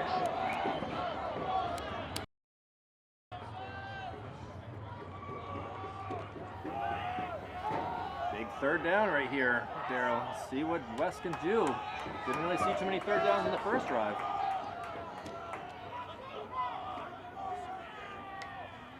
Shotgun, looking. Decides to gotta take it and see if he can use his feet. Spins and is brought down. Looks like just a couple inches short of the 1st down. Taylor carrying the football. It was Dushkin, number 78, on the tackle. That's up to Coach Bazoin to make that decision, but I think he's been happy with the way that his team's been able to run. So.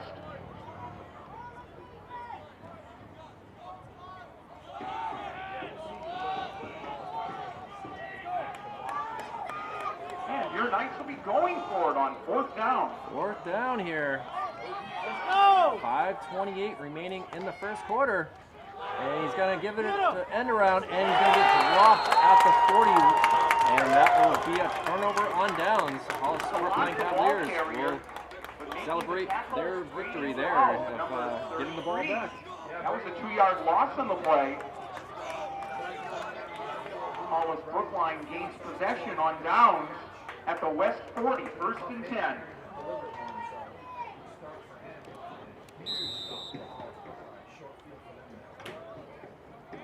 Just 40 yards to go till they possibly could increase their lead, but we'll see what the defense of West can do.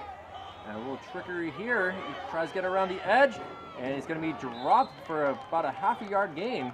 Good job there by the safety to move up and push him out of bounds. Velez, the ball carrier, number 20. Gallant knocking him out of bounds along the west sideline. Gain of about a half-yard.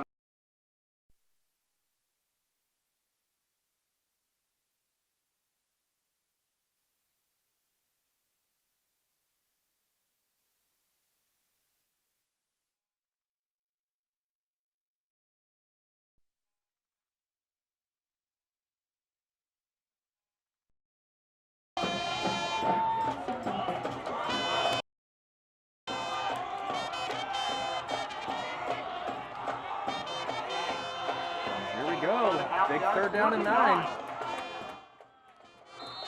And looks like there's going to be a flag, possibly a false start. Flags on the field.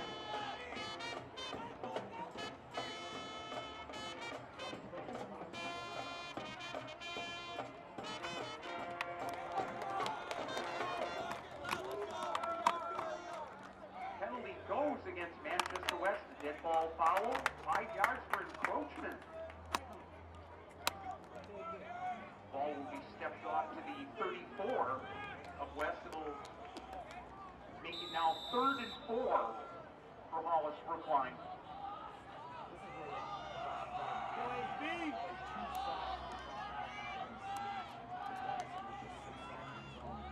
Handoff though. Gonna be brought down right at the 30-yard line, which most likely will mean a 1st down. Elliot Trodden carrying the football on the play. Sean Vincent on the tackle. They're looking, they're talking. Well, the chains are moving, so it is a 1st down. 1st and 10, Hollis-Brookline on the Hollis looking back to pass. Nice little to the tight end, and that will be another 1st down.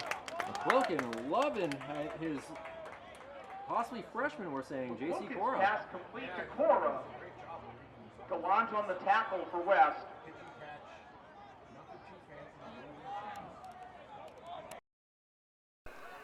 And now we'll see. Sorry about the technical, ladies and gentlemen. Trying to work with someone else's camera tonight, and it's definitely not the easiest to learn on the fly with someone who did not set their camera up for me like they were supposed to. We won't say names there, Daryl, but we're working with it. And either way, Hollis-Brookline with an 8-6 lead. Nice pass here. Still fighting, brought down at about the 5-yard line. Yep, Brady Lobb again. We saw that play. It's the second time they've run that. Throw it to him down in the corner. He almost powered his way in for the touchdown that time. I thought he was going to get there, honestly, Daryl, from the way that he was fighting. But either way, it's going to be a second down, and they're just slicing through the West defense like, warm butter. Pass, looking for the edge. Ooh. Nice catch, nice touchdown. Cora looking like he's going to go pro after this performance tonight. Yeah, J.C. Cora, just watching him up close now, you see why he leads the league in receiving yards. He's just big, strong, body position. He's got it all. He got a little space behind the defender there, and McQuilkin just lobs it over his head, and easy touchdown. So well, a 14-6 lead, 3:31 remaining in this first quarter, but going for 2. We'll see if it's going to be 16. A handoff, trying to get around the edge, is able to, and gets just into the pylon, and now increase their lead by 2. A 16-6 lead are the Hollis-Brookline Cavaliers over the West Blue Knights. yeah, certainly West has done a good job in between the 20s of not allowing those outside runs to really develop, but down on the goal line, they're not really able to hold the edge there, and that allowed Hollis to just scooch it into the corner and pick up the 2. I will say they've been doing pretty good with the blocking. They've to get around the edge like that. Cavaliers obviously trying to work something here, as they've after a couple of tough losses, including a 50-8 by Sauhegan as well, and then last week a 38-14 loss to Milford, rivalry week last week. So they obviously were a little bitter about this, and well, Coach Bezoin will have to talk to his men and tell them, hey guys, we got to get something going on defense. Offense has looked pretty good in my opinion, but defense needs to step up their game a little bit there, Daryl. Yeah, and they don't want to go 0-3 at home. I mean, that's his. On homecoming, the ball gets away. Still having trouble at the 2-yard line, gets it up to the 10, cuts a move up to the 20, 25, 30, 35, 40, 45, 50. Oh, he's going all the way, ladies and gentlemen. What's going to look like a 98-yard return by number 16 of the Blue Knights in Taylor Gallant. Taylor, you were talking about there, Daryl, and well, apparently they're listening to me up here. Yep, that was very impressive. He did not lose his composure. He lost focus a little bit there, fumbles the ball, did not panic, picks it up, secures it, finds a little seam. Then once he found the edge, he was gone. You could see it right when he was about the 35 or 40. He's 60 yards ahead of him, and he was all daylight. Well, officially listed as a 96-yard return. I know that he fumbled it and had to go get the ball, but hey, now we'll see. It's 16-12 so far here in this game. And, well, what do you do here, Daryl? Do you kick it, go down by 3, or do you go for 2, which, I don't know how their kicking game is. It's kind of an interesting spot to be in for sure. Yeah, down 3, you could really argue either way here, but not quite sure. Haven't seen them in this situation yet, so Coach looks like he's calling the team back over here, so a little discussion. But, special teams, turnovers, those are huge, and that kind of play right there will revitalize that Knights team after getting down 10 to just come back and quickly strike like that. Now, if they can get a stop on defense and get McQuilkin off the field, then they can start turning momentum back their direction. Well, this is certainly an interesting spot for Coach Bezoin to be in. Obviously, team has to go right back onto defense, though. I was just saying them, they're not going to have much of a break there. Smart timeout, honestly, just for that reason alone, just to be able to get your guys a little bit of rest, kind of regroup and remind them of what some of these keys are going to be on the next drive. And still a mystery here if they're going to kick it or if they're going to go for 2. So I would say kick it. Yeah. I mean, you're if you get it, you're still going to be down by 2, Right. And maybe their field goal kicker isn't the most trustworthy. I'm not sure, but looks like, in my opinion, that they are going to go for it. I mean, Izzy Lopez is out there, number 3. Izzy, I enjoyed covering in baseball in the springtime, so I've gotten to know him pretty well, and to see him out on the football field is pretty cool. And well, we do have a William Mara out there as well. Miguel Sanchez in. I mean, this is going to be fun to whatever they've dialed up here. Christian Smith as well, I'm looking at. This, are we still in the timeout, Daryl? Seems like a lot of patience going on here. Yeah, I was trying to figure that out. I was looking to see, but here comes the head referee. It looks like people are getting in position, so they're going to go for it. All right, well, 2 to the far side, 2 to the near side. In the shotgun. Let's see what we got, Daryl. Are we going for a run? Oh, we are fumbling it, and it's going to be recovered by Hollis-Brookline. So we decided not to kick it, and, well, the ball didn't get very far off of that snap. And it's going to continue to be a 16-12 lead, but exciting first quarter here from William Meisel Field here on Manchester West Side. Yeah, we've seen multiple explosive plays here, so very, very exciting football. Unfortunately there, that's the second score Manchester West had. Both of the extra points or conversions were both fumbled, so they kind of put that dead in the water. But to score on that kickoff return like that, that's going to really take the sails out of Hollis-Brookline, who was really starting to build momentum. But now it's just going to be a matter of, can they slow down this passing game with their zone defense? And I think they can do it, but they're going to have to hit hard. We saw some hard hits early. It made Hollis-Brookline a little bit hesitant, but on the first possession. But this last possession, they seem to be able to move at will. So we're going to need to see a little more physical play here from the defense. Hopefully they're not gassed, and they're able to provide that and really make Hollis-Brookline, think twice about going over the middle, because right now they're able to just kind of hang out in those soft zones, and McQuilkin's just finding the open guy.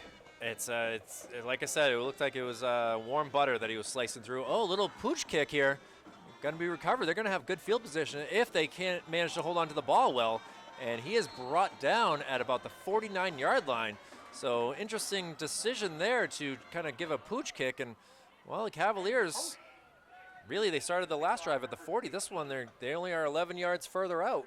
Yeah, they tried to kick it right at the freshman, Ben Hash. So I don't know if there was something they were scouted on him. Maybe he's got hands that they thought they could take advantage of for a turnover. An interesting move, but freshman held on to it, and now they're at midfield. Well, let's see what we can do here with the defense of the Blue Knights, having given up 2 straight touchdowns. A throw here, caught, brought down eventually, and again, going to his main man, J.C. Cora. Yep, and if Cora's going to play short game, Manchester West will take that all day. What they can't let him do is just spring free for those 30, 40-yard plays where he can just take it to the house. So if they're going to do these 2-yarders, I think Manchester West will take that.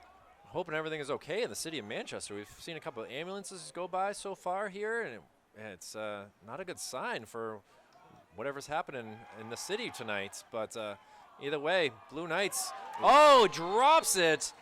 He had it. Looked like it was going to be an easy reception for at least 15 yards, maybe even 20, but it looks like Isaiah Velez just wasn't able to keep hold of it, and instead we have a 3rd and 6. Yeah, it looked like 21, the corner there, was able to get his hand in. I couldn't tell if he disrupted the ball, if it was a complete drop, but either way, that's a huge, huge play. Well, a big 3rd down here for the Blue Knights. Can they stop these Cavaliers? Hand off. Oh, it looks like it's going nowhere fast unless he breaks through. No, big stop here by the Blue Knights. Yeah, crowded backfield there. It didn't seem like the running backs knew quite who was getting the ball. A little miscommunication there. And quite frankly, lucky they did not turn that ball over.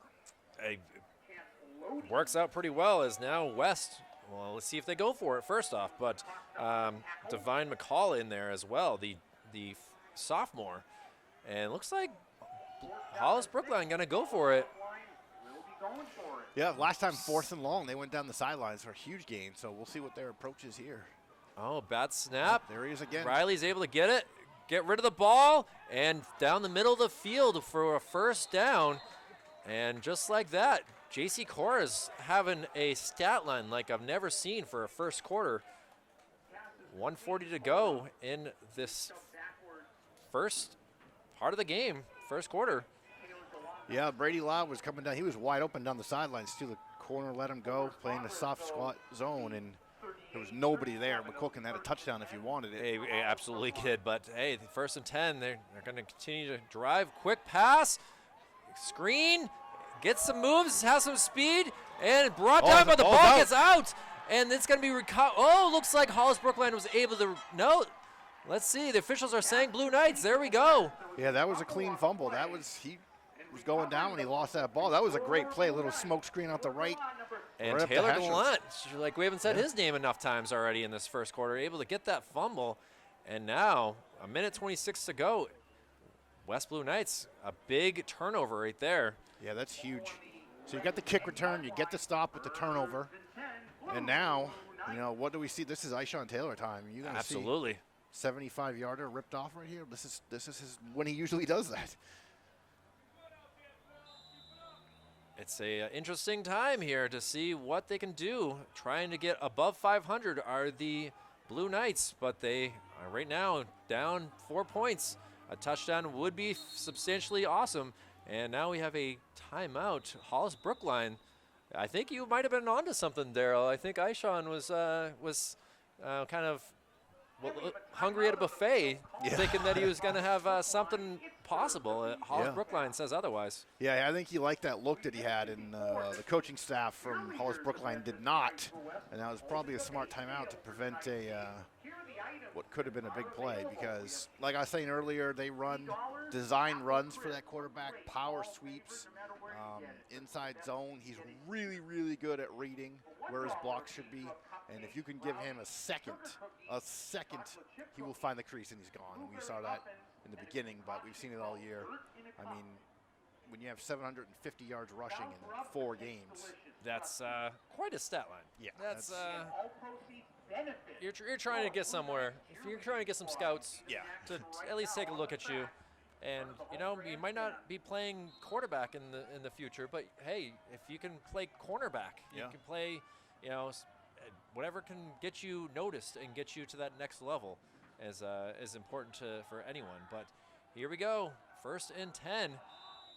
Ishawn in the shotgun, as we will most likely see from him all game. Looking to pass. Oh, he's going to scoot near side. He's going to throw it up. Oh, just out of the range of Mr. William Mara. Yeah, that was a really nice throw, too, on the run. Just a gentle lob over just a yard too much. Just a yard too much. It did look like Mara pulled up a little at the end there, but that was a really nice read by Taylor and a nice throw, which, I mean, you complete that. That may also be a touchdown right there. So. Well, it only lost 7 seconds on the clock, so we'll see what they can do for a 2nd and 10. Wow, it's like the official was reading my mind there. Or not the official, but the scorekeeper here at West High School, doing a good job of giving the fans information. Ishawn, empty backfield. He's going to take it. Sees a lane, hits it, gets the first down, still chugging away. That is a huge first down. I was just about to say, that's a big stop for them to get that turnover, but they were really deep in their own zone. So if you can't get out of there and you're having a punt, I mean, the punting, you're talking 30, 40 yards. So, I mean, they're already going to be on the other side of midfield anyway. So if nothing else, that just gets you out from deep within the shadow of your end zone. Yeah, the south end zone obviously has been their friend, but right now it's closer than the north end where they got to try to get that end zone. But with only 50 seconds remaining in this quarter, it's going to be the other way around. Yep. Again, you can see no safeties, no deep safeties. Low snap, fumbled, picked up, thankfully, by Ishawn Taylor. Yeah, Taylor got it back. I mean, that was just a tough one. It was a tough snap. I think he wanted to give that ball to Izzy and just wasn't able to put it in the breadbasket area of the running back. And the ball was able to thankfully be recovered by the Blue Knights. And got to talk to their center about trying to get that snap a little bit higher up. You don't need your quarterback working that hard. Yep, and with Hollis, playing with no deep safeties, it's inviting for a play action pass down the middle. It's going to be there. It's just a matter of can they get a run? Well, last play of the quarter here. Ishawn is going to be taken down at about the, we got a flag down though. I think it's a face mask. I'm going to assume face mask as well, but we don't have the striped shirts on. And Aishan's still on the ground. Oh, asking for some help. 52 and 92 of the Cavaliers able to. I see a Graham Smith, and well, let's see, foul. Holding is going to be the call. Oh no, it is a face mask. Okay. That's an automatic first down. That's huge. Well, that's a great little ability to get. It was 2nd and 13 as it was, and now to 15-yard penalty. That'll end the first quarter here. And, well, this has been a fun game so far, Daryl. Yeah, it sure has. That's a tough penalty right there. That's a bad penalty, really, for the Cavaliers to be. You get the sack on the quarterback. You're talking 3rd and whatever that would have been, 25. I mean, that's, you're going to run a draw play and then punt out of that. Now they're going to be closer to midfield. And again, I was saying it before, but you watch this defense, and there's no deep safeties, which means they're telling you they're looking for run all the way. They are expecting you to run. They want you to run.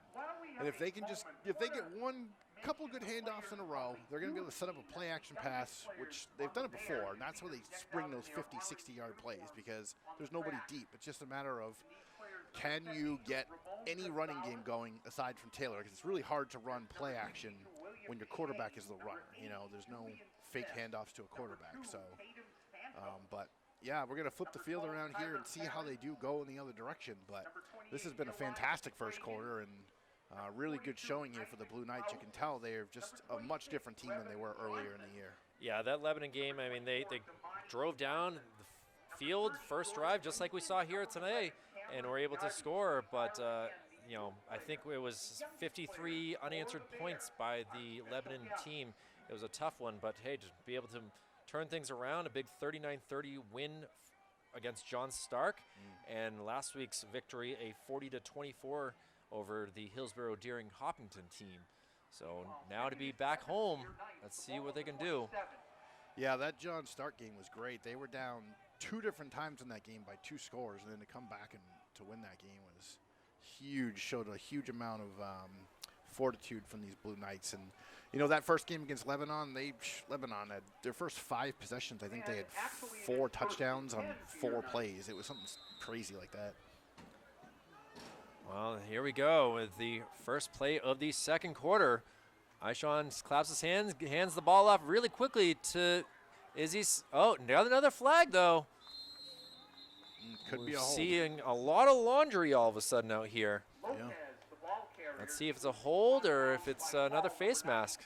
Obviously, we're rooting for either side a white penalty. Yeah.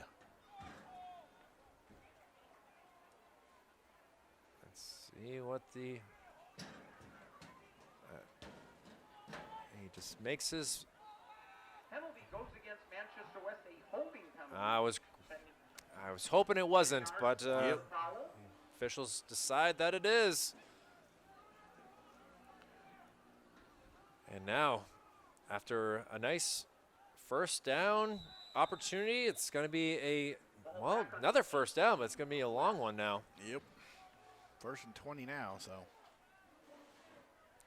it'd be a good time for a screen pass. We'll see what they do. First down and 20. Aishan in the backfield. Izzy Lopez next to him again. Oh, we have an encroachment possibly. West looks like they're pointing at the Hollis-Brookline side. Yeah, the West center started clapping, which is usually a good sign of confidence. Well, hey, 3 plays in a row with a penalty flag out there. So this could be a long night the way things are going, Daryl. Hope you don't have any dinner plans after. Sean Taylor, he was, he had a little hard cadence there, and that seemed like the defensive end just jumped and. Always smart to change things up. I mean, if you're expecting a hand clap every single time, maybe do it 2 clap. And well, we got a 1 clap there. I thought he was going to throw it. He's going to run it now. And goes upfield, tries to make a move, stiff arm, makes another move, gets the first down, out of bounds at about the 41, 42-yard line. Yeah, he wanted to go down the sidelines. You saw that too. Looked like Carl Taylor Jr. that was.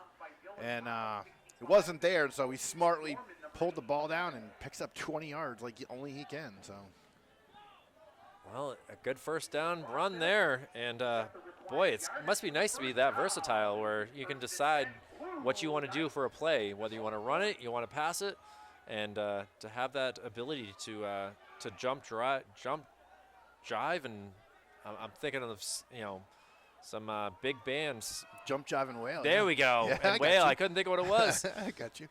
Handoff here to Izzy Lopez. Outside. Gets there he around goes. it. Able to get. Player had a hold of his jersey, but he was able to get out, and he's going to be taken out of bounds at about the 42-yard line. Good job by Lopez. Great job by Lopez. He saw the whole. I mean, he saw the daylight on the sidelines and went right for that 40-yard line. But again, Daryl, though, we do have a flag on the play. Got to be holding again. Oh, Personal foul against the Cavaliers, even better. Oh, looks like we got 78 coming out here. I don't know if he was the culprit or not. It is a 15-yard personal foul penalty. Well, perfect for the West team here. And that is marked from the spot of the I'm not sure what the foul specifically was, but I mean that's mark off another 15 from there. So. I mean, that's one thing that it's kind of nice about college and pros is the mic'd up referees to be able to tell you exactly what happened here. But we're just happy to still be covering high school and for Manchester Public Television. That's right. Yeah, plus they face the other direction, so we're kind of guessing from. Yeah, because they are definitely going that side to the home team, and we are on the Hollis-Brookline side. Look at this huge movement up. I mean, 15 yards is a good amount. And now, looks like 27-yard line. Yeah, I mean, that was a 27-yard net play because the 12 yards from Lopez and then the 15 on the penalty, so that's huge. Well, close to us now, which is great, so we can be able to read everything. A handoff there, tries to get around the corner, got to be brought down. Good tackle. It was a quick handoff to number 6 in Michael McNally. McNally, the ball Another. brought down by Ben St. John, number 28. Yeah, it looked like McNally almost wanted to bring it upfield more inside the hash marks, and he, much like Lopez's last run, he had the outside, and then when he decided to go back outside, the linebacker had already closed in on him, so he really couldn't make the angle. Nice job by number 28, Ben St. John, the junior here for the Hollis-Brookline Cavaliers to get that tackle, as now it will be 2nd and 10. Yeah, McNally's fast, he runs hard, he's hard to bring down, so it was really nice tackle. 10:15 remaining in the first half here. West looking to take the lead back here on this drive. What's he gonna do? What's he gonna do? He's looking, he passes it. Oh, just out of the reach. Taylor's pass intended for McNally, incomplete. Yeah, Christian Smith wanted a interference call there on coverage. Brady Lau, but referee Not getting it. Wasn't having it.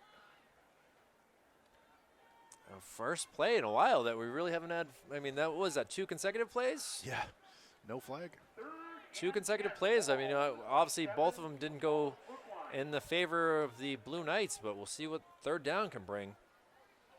I thought Ishon was going to take that ball and run it again. He was just about to, and then he tried to throw it down the sideline. Well, you give your wide receivers some time to get open. I mean, that was obviously a busted play at that point. So if they were able to get out of their routes and go do something else, and we'll see what he does here. He's gonna throw it up. Ooh. Oh man, just not able to bring that in, and that will bring us to 4th down. Oh, that was a tough one right there. Joe Mahoney on coverage, number 15. It'll bring up 4th and 10. What's your thoughts on that, Daryl? Was Lights just not able to speedily get there? I don't know what to say on that. Yeah, it looked like Christian Smith should have caught it. I mean, he was a 1.5 feet away from it. The ball landed just inside the pylon, but it really looks like if he just comes back a step, I mean, easy to say from standing here, but if he just comes back 1 step, it looks like he has a touchdown. He just was 1 step off, but it was a perfectly timed play and a really, really nice throw from Taylor. Well, they're going for it here, and Daryl, my guess is they're going to run it and try to get some 10 yards here to keep the ball. And, well, he gets to the outside. He's going to take off, and he is able to, from the looks of things, get that 1st down. Referee, oh, he's got to hold him short of it. Yeah, it looks like he's marking him just short. And that will be a first down for the Cavaliers. Second loss of downs for Blue Knights in this game. Good attempt there to get that first down, but just wasn't able to get the extra 3 yards that was needed when he stepped out of bounds. Yep, Hollis-Brookline blitzed. They brought the extra rushers. They were in the backfield quick. Taylor had no choice but to escape. It looked like he was going to catch that corner, but they just out of bounds just before the marker. So long field here for Hollis-Brookline, but we'll see what they do. Well, 9:52, we'll see what they can do. And first play, big throw. Oh, really that wide receiver was playing defense after a while because that ball just was hung up in the sky a little too much. And I give props to number 32 and Jake Ingram. Yeah, McNally was going to pick that off. Yeah, Taylor, too. sometimes you got to all of a sudden realize I'm not going to get it. I might as well make sure that the other team doesn't. Very similar colors in some ways tonight. A lot of blue and a lot of white out there, Daryl. Sure is. And you're even wearing it too. Yes, we are. That's what I'm rocking the purple. I had to try to get with colors that weren't going to be used today, and so far it's worked. Another big pass. This one's down the sideline. Oh, he holds on. No, it does not. Play. What a great job there by Miguel Sanchez saying, no, sir, you do not get this ball.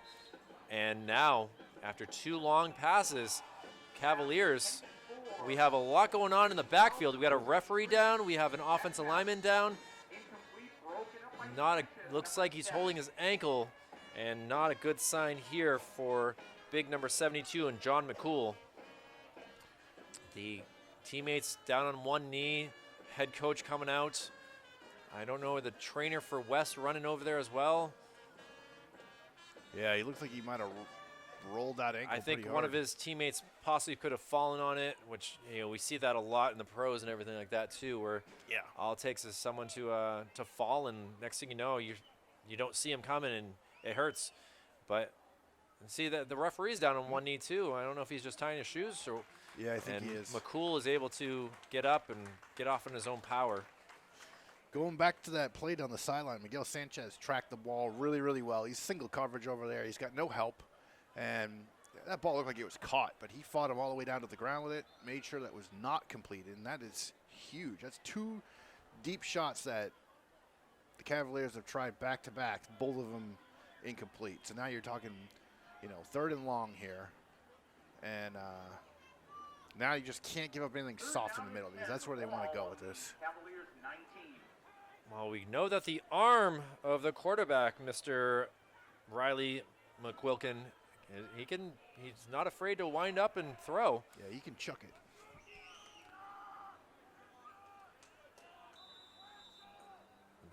They are 1-3 though, so we'll see if West has been able to see what the other schools have been able to do and slow them down a little bit.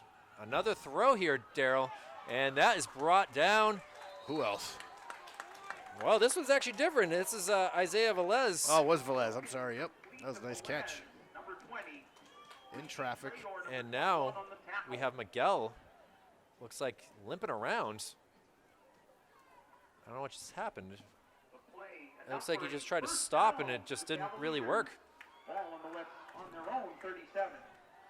Well, first down though. Either way, 1st and 10 from the 36. Looks like the 37 from my side.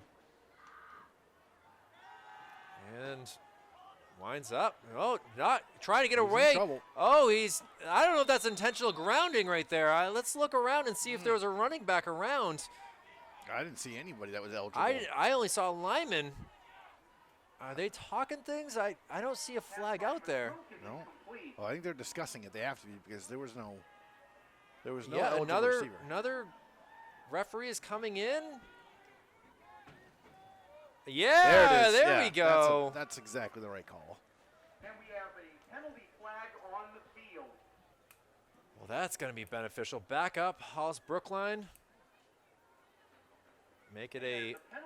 I don't know if that's. I think it's just a 5-yard penalty. Oh, and a loss of down actually. So that'd be a 2nd and 15 then. Yep. Oh, even better. I apologize, ladies and gentlemen. I know it's a loss of down for sure, but Yeah, that's huge. Oh, you were right the I first time, was yes. right. The PA guy This is like Who Wants to Be a Millionaire. I Yeah. second guessed myself, and now I'm going home with $100. should have used your lifeline. I should have used my lifeline and trusted my judgment. Oh, Lyman moves up a little bit. That could have been a penalty there. Quick throw, screen set up. Velez again. See if he can be brought down by his jersey, though. Good hit. Yeah, I was going to say, that is what looks like almost like a horse collar. Yeah. And Taylor Gallant pleading his case that, hey, I grabbed his jersey. Oh, multiple penalty flags, though. Maybe offset, or that would be great. Because right now it looks like Gallant is going to be guilty. Sean Vincent came in late and hit him out of bounds, too. It was a nice hit, but I'm not sure if they're going to consider that. There will be a penalty on the Blue Knights. Anything else, though? Oh, it's tough without being able to hear what they're saying. Sure. Just going with the flow here with 9:02 remaining in this second quarter. It's a great one-possession game. Both teams playing well. Haven't really gotten too many of these for this season, the 2021 fall season for both soccer and football. It's been a tough one. We did have a 0-0 Memorial Central boys soccer game last Thursday, and that was a tough one. 100 minutes of no scoring there, Daryl. Yikes. And then the girls, they had scoring, but they tied 2-2 as well. So no one wanted to win between rivalry week last week. Yeah, just call it even and go home. Well, Hollis-Brookline driving pretty well here so far after getting the ball off for a loss of downs by the Blue Knights. And Riley looking around. He's surrounded. He gets rid of the ball. And that will be Another a flag. Come on. I don't know if I was watching the ball. I don't know if any of the Blue Knights hit him or if that, again, is going to be a ineligible. Yeah. Another. Boy. Intentional grounding is becoming to be their nemesis here, Daryl, and I'm fine with that. Well, it was tough. He had Brady Lobb down the sidelines. He didn't see him, and Lobb had his hands in the air like, hello, throw me the ball. But he had to scramble to his right, then he came back to the inside the pocket, and then he just tried to chuck it out of bounds, but he had not cleared the tackle box, so you can't do that. And another intentional grounding, 2 on this one drive. They've still been able to do pretty well so far getting downfield. They have made it to the midway point, 50-yard line. But now a 2nd and 15. See if Blue Knights can get down in the backfield. And he throws it up. Tries again. Ooh. Oh, safety trying to get there, but that ball was up pretty high. Ishawn Taylor was able to read it pretty well. Yeah, they tried again. They had it before, but this time Taylor, he didn't get sucked over to the Hollis-Brookline side of the field, and was able to hold his position deep, and that was able to prevent Loud from getting an easy pitch and catch there. 3rd and 15 here. 8:36 remaining. This drive has really not really been that long. There's been a lot of incompletions and a lot of fouls. Yeah. Penalties, excuse me. So really, this hasn't taken up that much clock time. Oh, he decides to hold on to it, gets past. That's behind the line of scrimmage. Is brought down at the 52, 53-yard lines. Excuse me, 48. I counted up instead of down after. Yeah, good Sean Vincent there with the tackle. You know, we talked about him earlier. He's small, but he hits hard. He gets a lot of tackles. 4th and 13. We have not seen a punt yet in this game there, Daryl. So. Yeah, they've converted, I think, both their 4th downs. Wow. Now we have a timeout, possibly. There's whistles. And let's see. Coach Bazoin. No, Hollis-Brookline called it. Yep. Yeah, so that's their second charge. That leaves us to 1 with 8:02 remaining there. I guess, hey, Coach is going to do what he wants to do in his, I believe his 12th season is Coach Chris Loans of the Cavaliers team. And Coach Tom Bazoin, pleasure to always chat with him. You got a chance to talk to him before. I had to run up to Memorial to make sure that they're all good for that game. We're double duty tonight here in Manchester. It's a lot going on. Yeah, a lot of great football tonight for Manchester. It's great public television covering it. Of course, it makes your night obviously very busy. But glad to be here with you tonight watching this game, and hopefully it'll stay a one-possession game the whole night, and we can get a barn burner for the ending. Yeah, this Hollis-Brookline team, I mean, Christopher Lone's been here for, I'm not sure how many years, but the last 5 years anyway. He's been running the spread offense.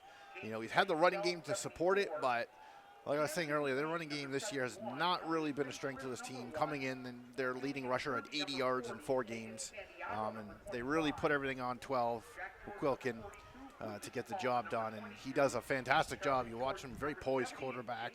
He can read the defense. He knows where he wants to go with the ball, and he doesn't make mistakes. Well, 56 minutes has gone by in this hour, and it's already halftime over at Memorial, 28-0. Exeter Blue Hawks leading the Crusaders. So that game's going pretty quick here. Off the hands. Good attempt there by McQuilkin, but just not able to come down with it.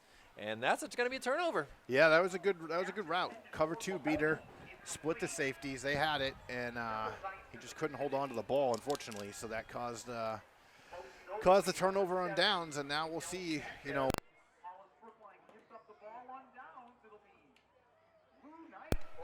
What can Manchester West do? Can Manchester West score here? Sputtered out a little bit the last couple of possessions, but still within it a score. So, you know, we get a strong drive here to end this half, or 7:57 left. It might not be the full half, but not bad field position either, getting it at about the 48-yard line, so 52 yards to go. And, we have a shocking, Daryl, another whistle. Stoppage and play. Another flag, and my guess is going to be a false start. Yep, that's usually what that is in that situation. Looking for the official. He makes the call. Hands up in the air. Nope, encroachment again. What are they going to do? No, it is. Now I'm just confused. I don't know what that call is. He's like a flagger on the side of the road. You don't know if you're supposed to go left or right or straight. Well, the ball is being moved up, so I think you are right. He is. Yeah, you saw it. That arm was going left, right. I wasn't sure, but all right. So a 1st and 5. Yeah, he indicated encroachment, then pointed to the west side. So I was a little certain on that one. Glad we're in the same boat here. I'll hand off to the right side, brought down at the line of scrimmage. Yeah, Izzy Lopez. The ball carrier number 3. Number 40, Colin Robinson. Boy, we could be here pretty late if it's already halftime at the other game, and we still have, 7:30 remaining here in this quarter. Well, if we can keep the laundry in the pockets, I think we'll move a little quicker, but this many penalties definitely slowing it down. All right, hand off. Well, excuse me. He's going to be brought down. Can he get away? He is not able to. A big loss, at least 10 yards right there, Daryl. And my goodness, not much that, Aishan could have done there. Yeah, it looked like Hollis knew almost looked like they knew what the play was, because they just stormed the A gap. Taylor had nowhere to go. Best thing he did, honestly, is not turn the ball over. You see kids almost try to do too much in that situation to prevent a sack, and then they end up flipping the ball to a defender or just coughing it up, and then next thing you know, your team's really feeling bad about themselves. So whatever, 3rd and long, but you held on to the ball. Well, let's see. Another long 3rd down. And we'll see if he is able to get away, find a lane, or is he going to throw it? Oh, he's looking.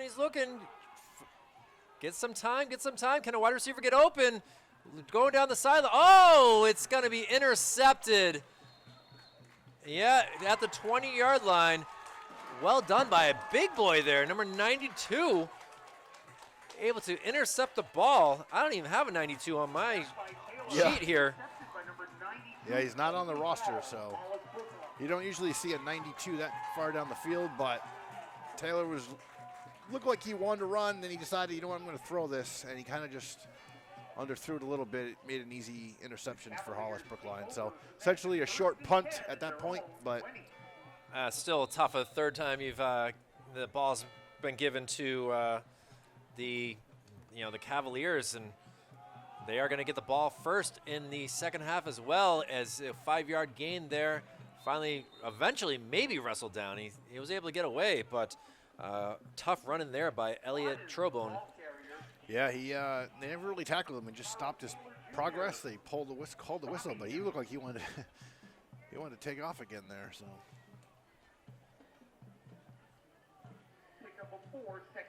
Just don't want to give up. Don't want to give up a touchdown here. We can just, Well, run up the middle here. Can he get? It looks like a rugby scrum there, and the official looks like it's going to be a first down. Yep, all the big boys just pushing pile forward. Bit ugly, but it moves the chains. That'll move the chains. Well, 5:30 remaining in the second quarter here. It's Hollis-Brookline looking to. They've been shut down a little bit here. They obviously stormed up to a 16-6 lead, and then Blue Knights able to return a 96-yarder by Taylor Gallant, but now it's been scoreless for a little bit here. A little pass here. Makes a move. Two guys trying to wrestle him down. Finally, a third is able to come over and take him down. Good work there by, again, Taylor Gallant coming over to make a hit. Also in there was Michael McNally. Yeah, Elliot Trodney's strong. He didn't want to go down. Good team tackling. Keep it to a 4-yard gain or whatever. 4-yard gain, and not let that little, because they want to go downfield. It wasn't there, so McQuilkin did the right thing and just dumped it off, but keep it manageable. West only sending 3 linemen here. A throw up. Oh! Thankfully didn't get past the safety there in Miguel Sanchez, but it looked like there was a couple guys ready for the ball if Riley decided he wanted to throw it a little bit further, but hey, we'll take it, as now it's going to be a 3rd and 6, Daryl. Yeah, he can make that throw. It was a little underthrown, and Sanchez was there. It seemed like Sanchez slowed up. I thought he was going to pick it, but he wasn't allowed it to be completed, so we got 3rd and 6. They know they're going forward on 4th, so we'll see what they can do here, if they can be stopped. Who would love another incompletion. Riley winds up, throws across the middle, but is dropped.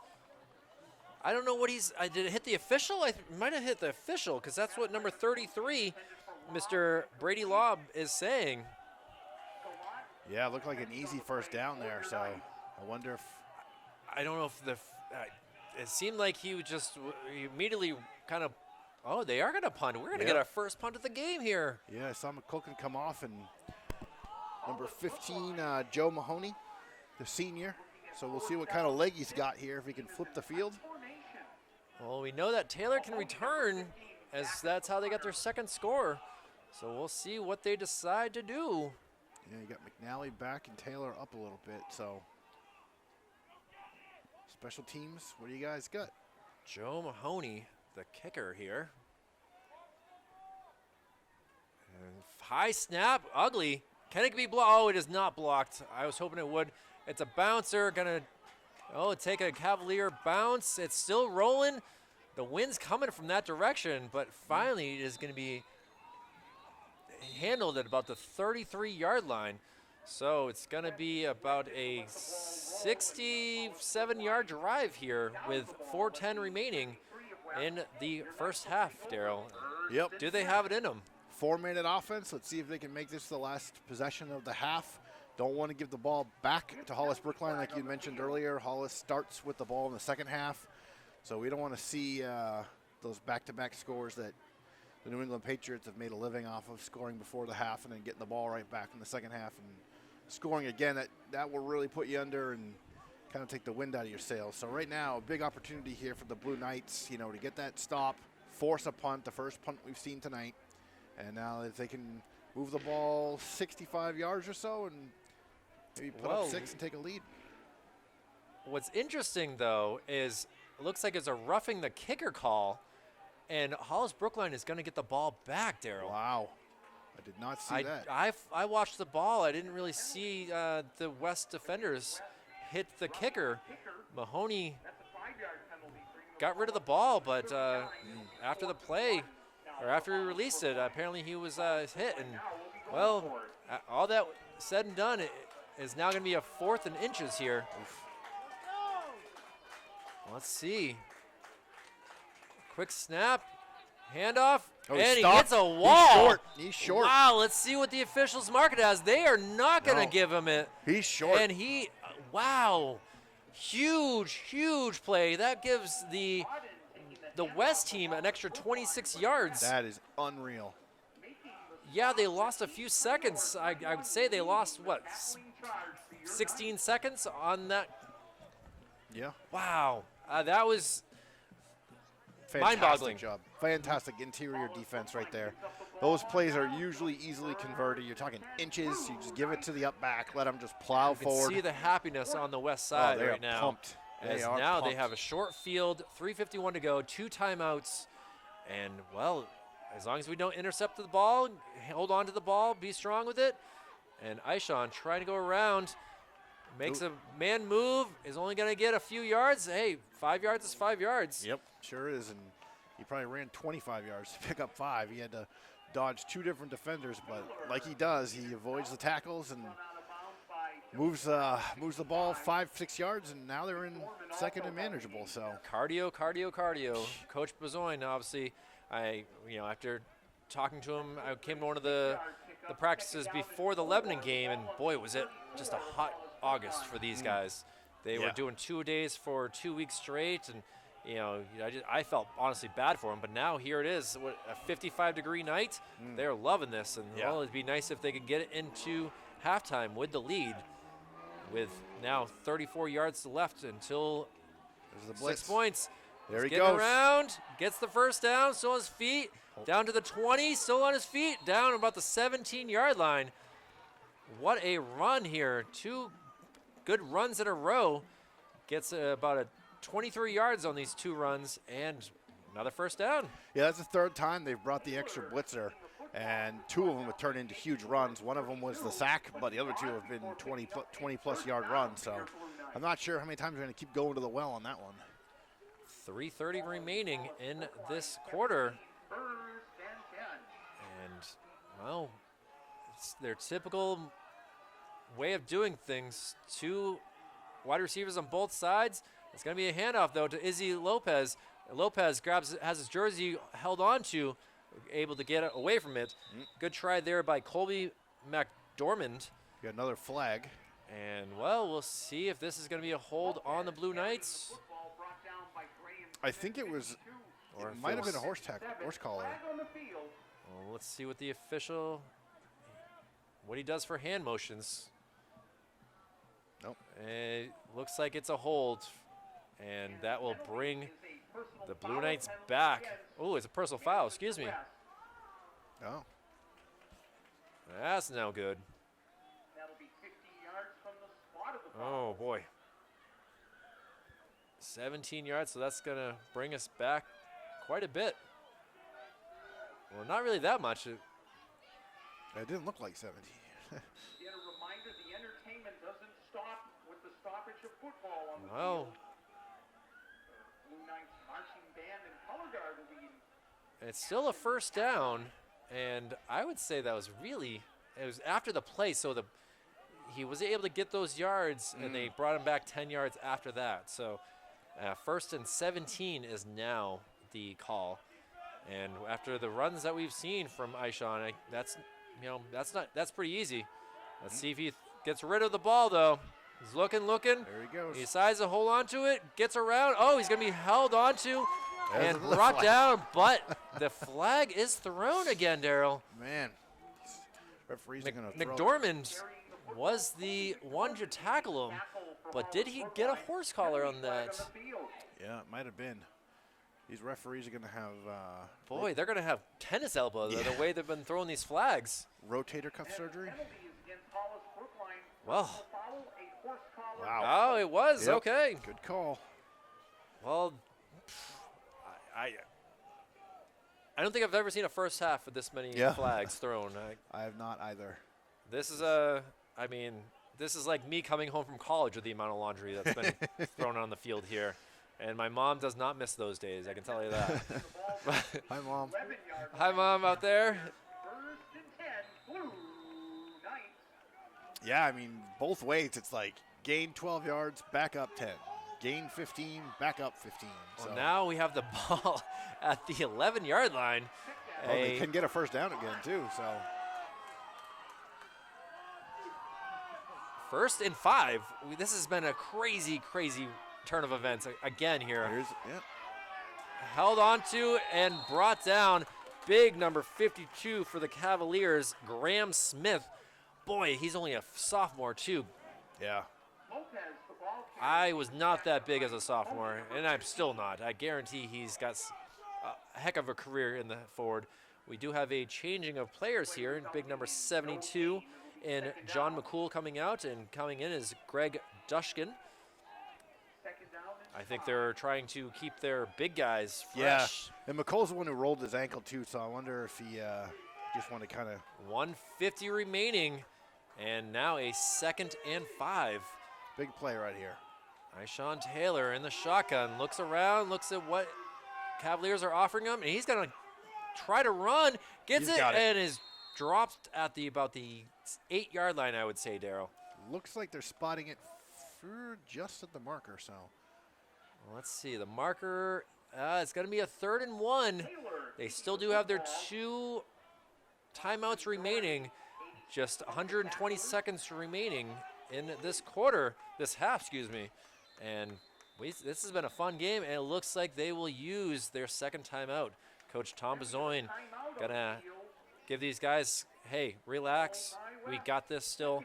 So that's gonna be a minute 14 remaining. And wow, what a first. I mean, this has been a long one for sure. I guarantee Memorial Bedford will be back up and playing by the time we finally hit the big whistle to give us a break here in the action. Yeah, for sure. Both teams have used 2 timeouts. We've had probably 10 penalties by now. And, so it's moved slowly. But I like this timeout right here. You got 3rd and 1. This is a key play. You need to pick up the first down, and then it's going to give you 4 chances to punch it in from basically the 5-yard line. A big chance to go up, up 18-16, maybe 19-16, 20-16, depending on the conversion. But we got to get the first down here. We got to get the first. That's right. The Hollis-Brookline fans underneath us. Obviously, we're on the interesting side, a little bit closer here on the opponent's side. And, well, Ishawn Taylor gives the ball. He's trying to get around. Can he hit the pylon? He's going to go in for the touchdown. A 7-yard touchdown. Taylor Gallant having a great game, great first half so far. And that will allow the Blue Knights to go up 18-16, Daryl. Yeah, great job. They clean exchange on the handoff, just buried it to the corner, didn't hesitate, didn't look inside, no hesitation at all, and just got to that pylon. You're looking for the first down, but we'll take that touchdown every single time. Well, it's still a minute 7 to go, and Gallant kind of gallivanted over to the sidelines, gave a couple high fives, and then coach says, hey, go back out there. We're going for 2. And see if they run the same play, see what they're going to do. But we do not have Ishawn in there. We have a Miguel Sanchez as the quarterback, and they've changed it up. Obviously, he has not worked on the handoffs the past couple, but he gets around, throws it up in the air. Easy. Easy 2-point conversion. And just like that, 2 more points for the Blue Knights. A 2-point conversion by Michael McNally. Nice job by Sanchez. Getting around, barely got around that defender to the outside, and was able to find McNally open in the back of the end zone for the 2-point conversion. So we've had 36 points total in this first half, and thankfully a 20-16 lead here for the Blue Knights. Yeah, great red zone or goal line play right there. You have Sanchez and taking the snap, which is going to get everyone's attention because not used to seeing that. Then you bring Taylor in motion, so immediately everyone's eyes are following Taylor. You fake the handoff, you roll out, and you have the open receiver in the back of the end zone. Nice throw by Sanchez, and like you said, even better job avoiding that diving defensive end, which is, inches away from breaking that play up. So huge. Props to that huge defensive play. end. He was able to get around his blocker very easily. And props to Sanchez, able to just say, you know what, I'll use my speed a little bit more than your 260 pounds. Yep. And, well, add 2 more points. After being down 10, they are now up 4. And, hey, 14-point difference. And they're going to kick it. Will it go out of bounds? We don't want it to go out of bounds. Ooh. Oh, we have a flag thrown. Shocking there, Daryl. Yep. Might be a late hit, I'm not sure. But I mean, I didn't see him call for the fair catch. yeah, And trying to get down there and get the ball. It would have waited for the officials are discussing. unless he went out of bounds and then came back in to touch it, he can't be. Oh, that's possible too. Yeah. I couldn't really tell from this. We're on the far end of the field here. Yeah, so we're it's easily 70 yards across the field to know exactly what was going on. Well, let's see the official. Let's see what we can see from his. Coach Bezoin is already pleading his case. Like, that's not right. We have a personal foul. Ooh.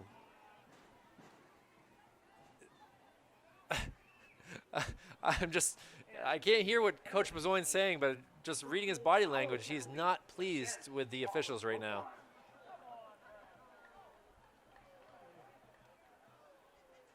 Oh, boy. Is this going to be a re-kick? I think you might be right that he might have been out of bounds first, and he touched the ball first. Gonna walk it off here. And that's what I think it's going to be a West ball. That penalty 15 yards from the spot of the foul, taking the ball back to the 8. Or no, and excuse me, okay. So they're giving the Cavaliers the ball, but they're adding a 10-yard penalty, and they will get the ball. Or I'm so confused right now, Darren. Yeah. What are you seeing from your angle? The 'Cause only thing I can think of is that he went out of bounds and was the first one to touch it. It's hard to tell. I mean, I saw Riley Riley out there, and okay, now we have the officials calling a timeout themselves to Yeah. discuss this again. Well, they just announced a fumble, so this is very confusing.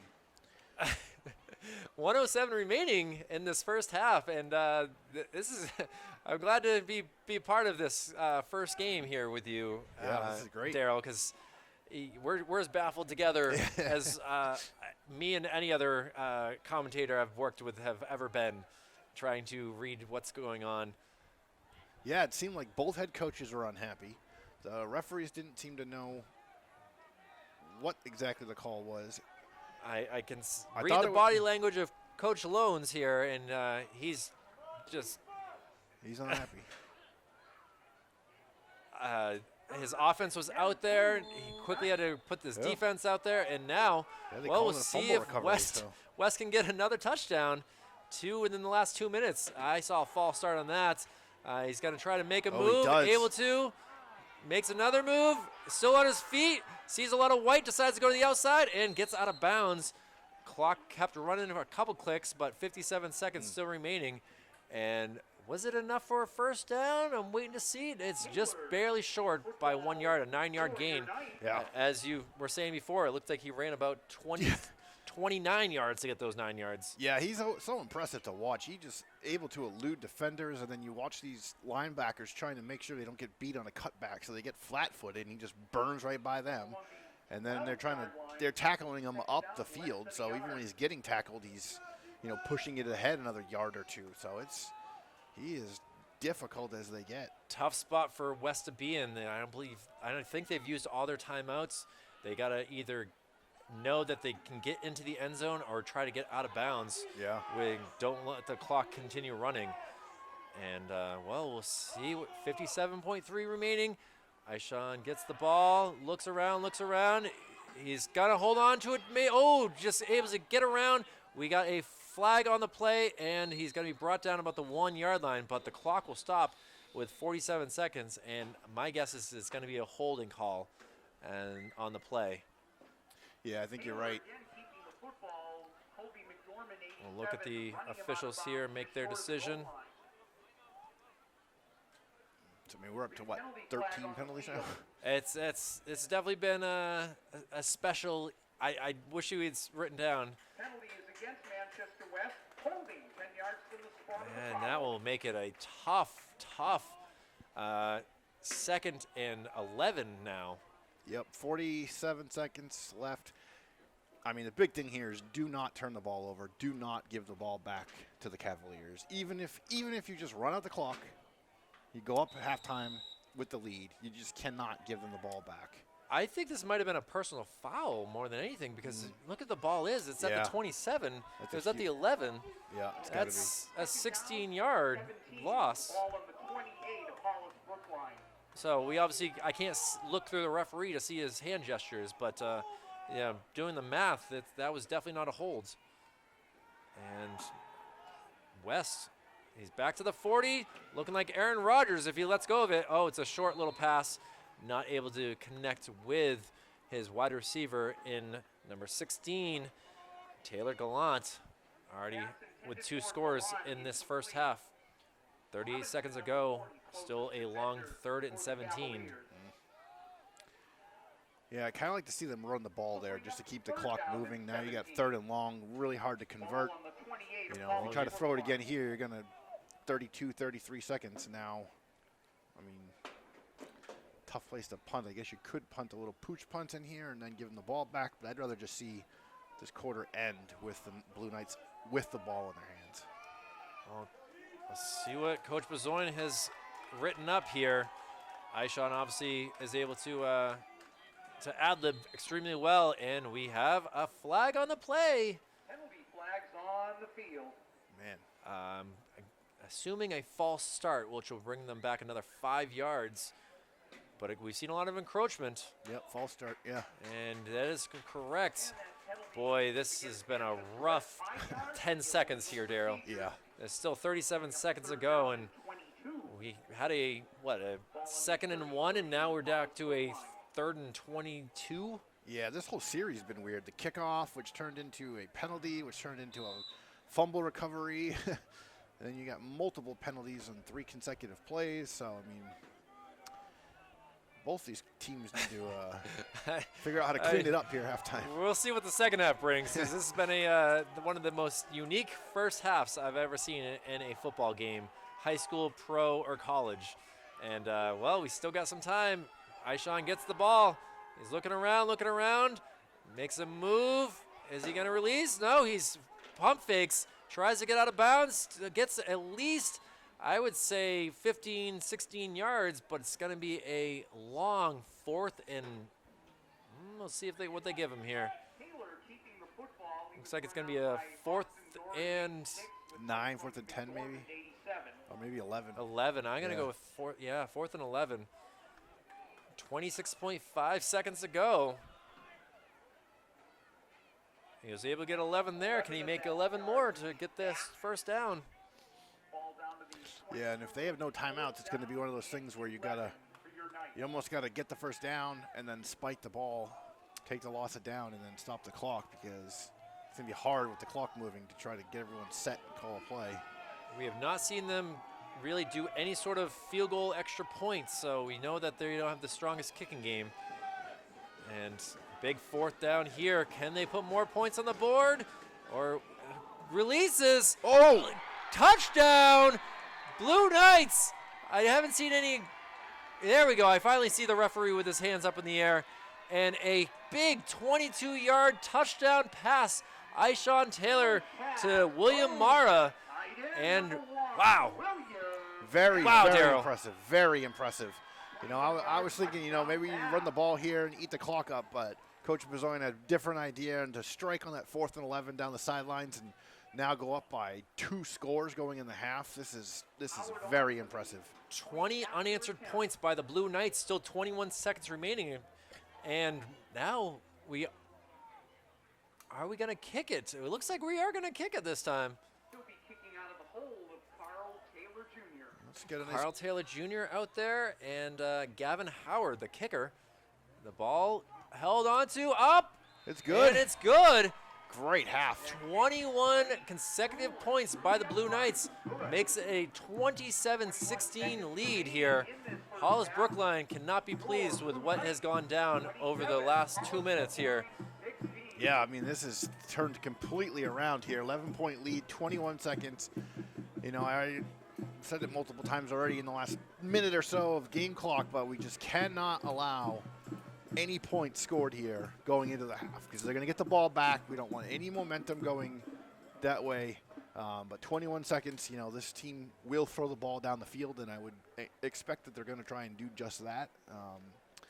You know, and they have the guys that can strike, so it's going to be really important that you see, you know, Ishawn Taylor back there and Miguel Sanchez playing those deep throws and not letting, you know, J.C. Cora or. Well, the good thing is Hollis does not have any timeouts. Yeah, so that is a huge. Hollis-Brookline down there in a tough area of the state, kind of west of Nashua. Got to go down 101 and then hit a couple other roads. Yeah. Nice fields, though. I'll give them that. Oh, and now we have a little pooch kick handled at the 30, brings it over to the 34, now to the 36, tries to make a move. Oh, sees the big hit coming. Whoa. And now the ball is he took that in away the from him. hands of 32, who's in the end zone. He has lost his mouth guard. That's He's Sean pleading his Vincent. case.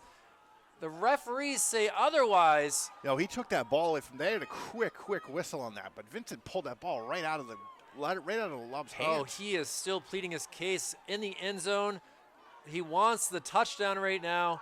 This would be a huge thing on special teams if they can get 2 points. I don't think that we have challenge flags here in high school football, but he's got to. I wish we had the instant replay to be able to see exactly what you're. I mean, I saw him, the returner duck so he wouldn't get crushed. He easily could have ripped that out of his hands. Yeah, he definitely did. Well, Vincent went in for the tackle when he got pushed off by another blocker. And as he did that, he just reached in and pulled the ball. But at the same exact time he was pulling the ball out, they blew the whistle just because his forward progress had stopped. But it was definitely a quick whistle there. Coach Bazoin is like saying, "What are you guys doing? You're ruining this game." Yeah, that was. Yeah, first of all, they've thrown 20 flags, so. But that is, yeah, that's just nuts and bolts. I look forward to talking to him after the game to see his reaction on some of these plays. Obviously, he's got to be pleased with a 11-point victory, or 11 points. Well, we'll see what happens in the second half. 11-point lead going into halftime. Yeah, for sure. To come out the way they have here and really stick it to Hollis-Brookline. And like I said, this team, you mentioned earlier, they're coming off 3 straight losses, and they're reeling a little bit now. And, you know, if we can go into the half here and we don't see any more points put on the board from Cavaliers, I think you're going to see this Blue Knights team come out really fired up in the second half. Well, 12 seconds to go. I don't know if you're going to play a hook and ladder and some laterals or what you're going to do here for Hollis-Brookline. He's going back. Looks, he decides, he's going to be sacked. Ball comes out. This could be returned. See if he can do this. Brought down at the 20-yard line. There's going to be 1 second remaining on the clock. And now we will see. We just had a 22-yard pass for a touchdown. And, wow, Daryl. What is that, 1/10 of a second? That's, wow. The clock should have been stopped with a little bit more time. But either way, there will be enough time for one play here. And nice job there by the defense of the Blue Knights. They started the game kind of not being able to stop the Cavaliers, and they are doing everything perfectly so far. Yeah, and, you know, we talked about it earlier. There was a play where Ishawn Taylor got sacked, and, you know, I'd mentioned he went down. He did not turn the ball over and try and do too much, but we've seen this now with McQuilkin 2 or 3 times tonight where he's picked up a couple of intentional groundings, trying to get rid of the ball. And here, same thing. He had nowhere to go. The half's over. Just go down, secure the ball. He tried to get rid of it, ends up fumbling the ball, and now you've got another chance for the Blue Knights to strike. And if they punch it in here on a play, I mean, you're going to see some heads hung on the way into the locker room. Izzy Lopez, Christian Smith, Ishawn Taylor, they're all out there for this one last play. Let's see what they're going to do. And the snap, the blitzing, He sees it. Oh, he's going to be brought down. Yep. And that will do it for the first half. Very, very unique first half here from Bill Meisel Memorial Field. Daryl, oh, ball hits the referee in the head. I don't know what happened there, but Sean Taylor not able to hold. All right, there we go. I was making sure there was no other flags thrown. I think Coach Bezoin has a few things to talk to his team about, but the way that they've been able to drive, got to be pleased with having a crazy last 2 minutes to have the lead here. But any words for you, Daryl? Yeah. Before we take a break. Very, very impressive first half from these Blue Knights. We were talking to Coach today, and he mentioned that this team hasn't won. This program hasn't won 3 straight games since 2006. So we're talking 15 years here. Huge opportunity.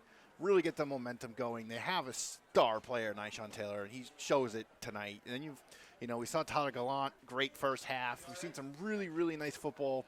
I mean, there has been a little bit of sloppy play with the flags and stuff. But overall, you got to be really happy if you're a West fan, and you got to be happy if you're a Manchester football fan in general. So I'm really looking forward to seeing this second half and see exactly how this team comes out to play.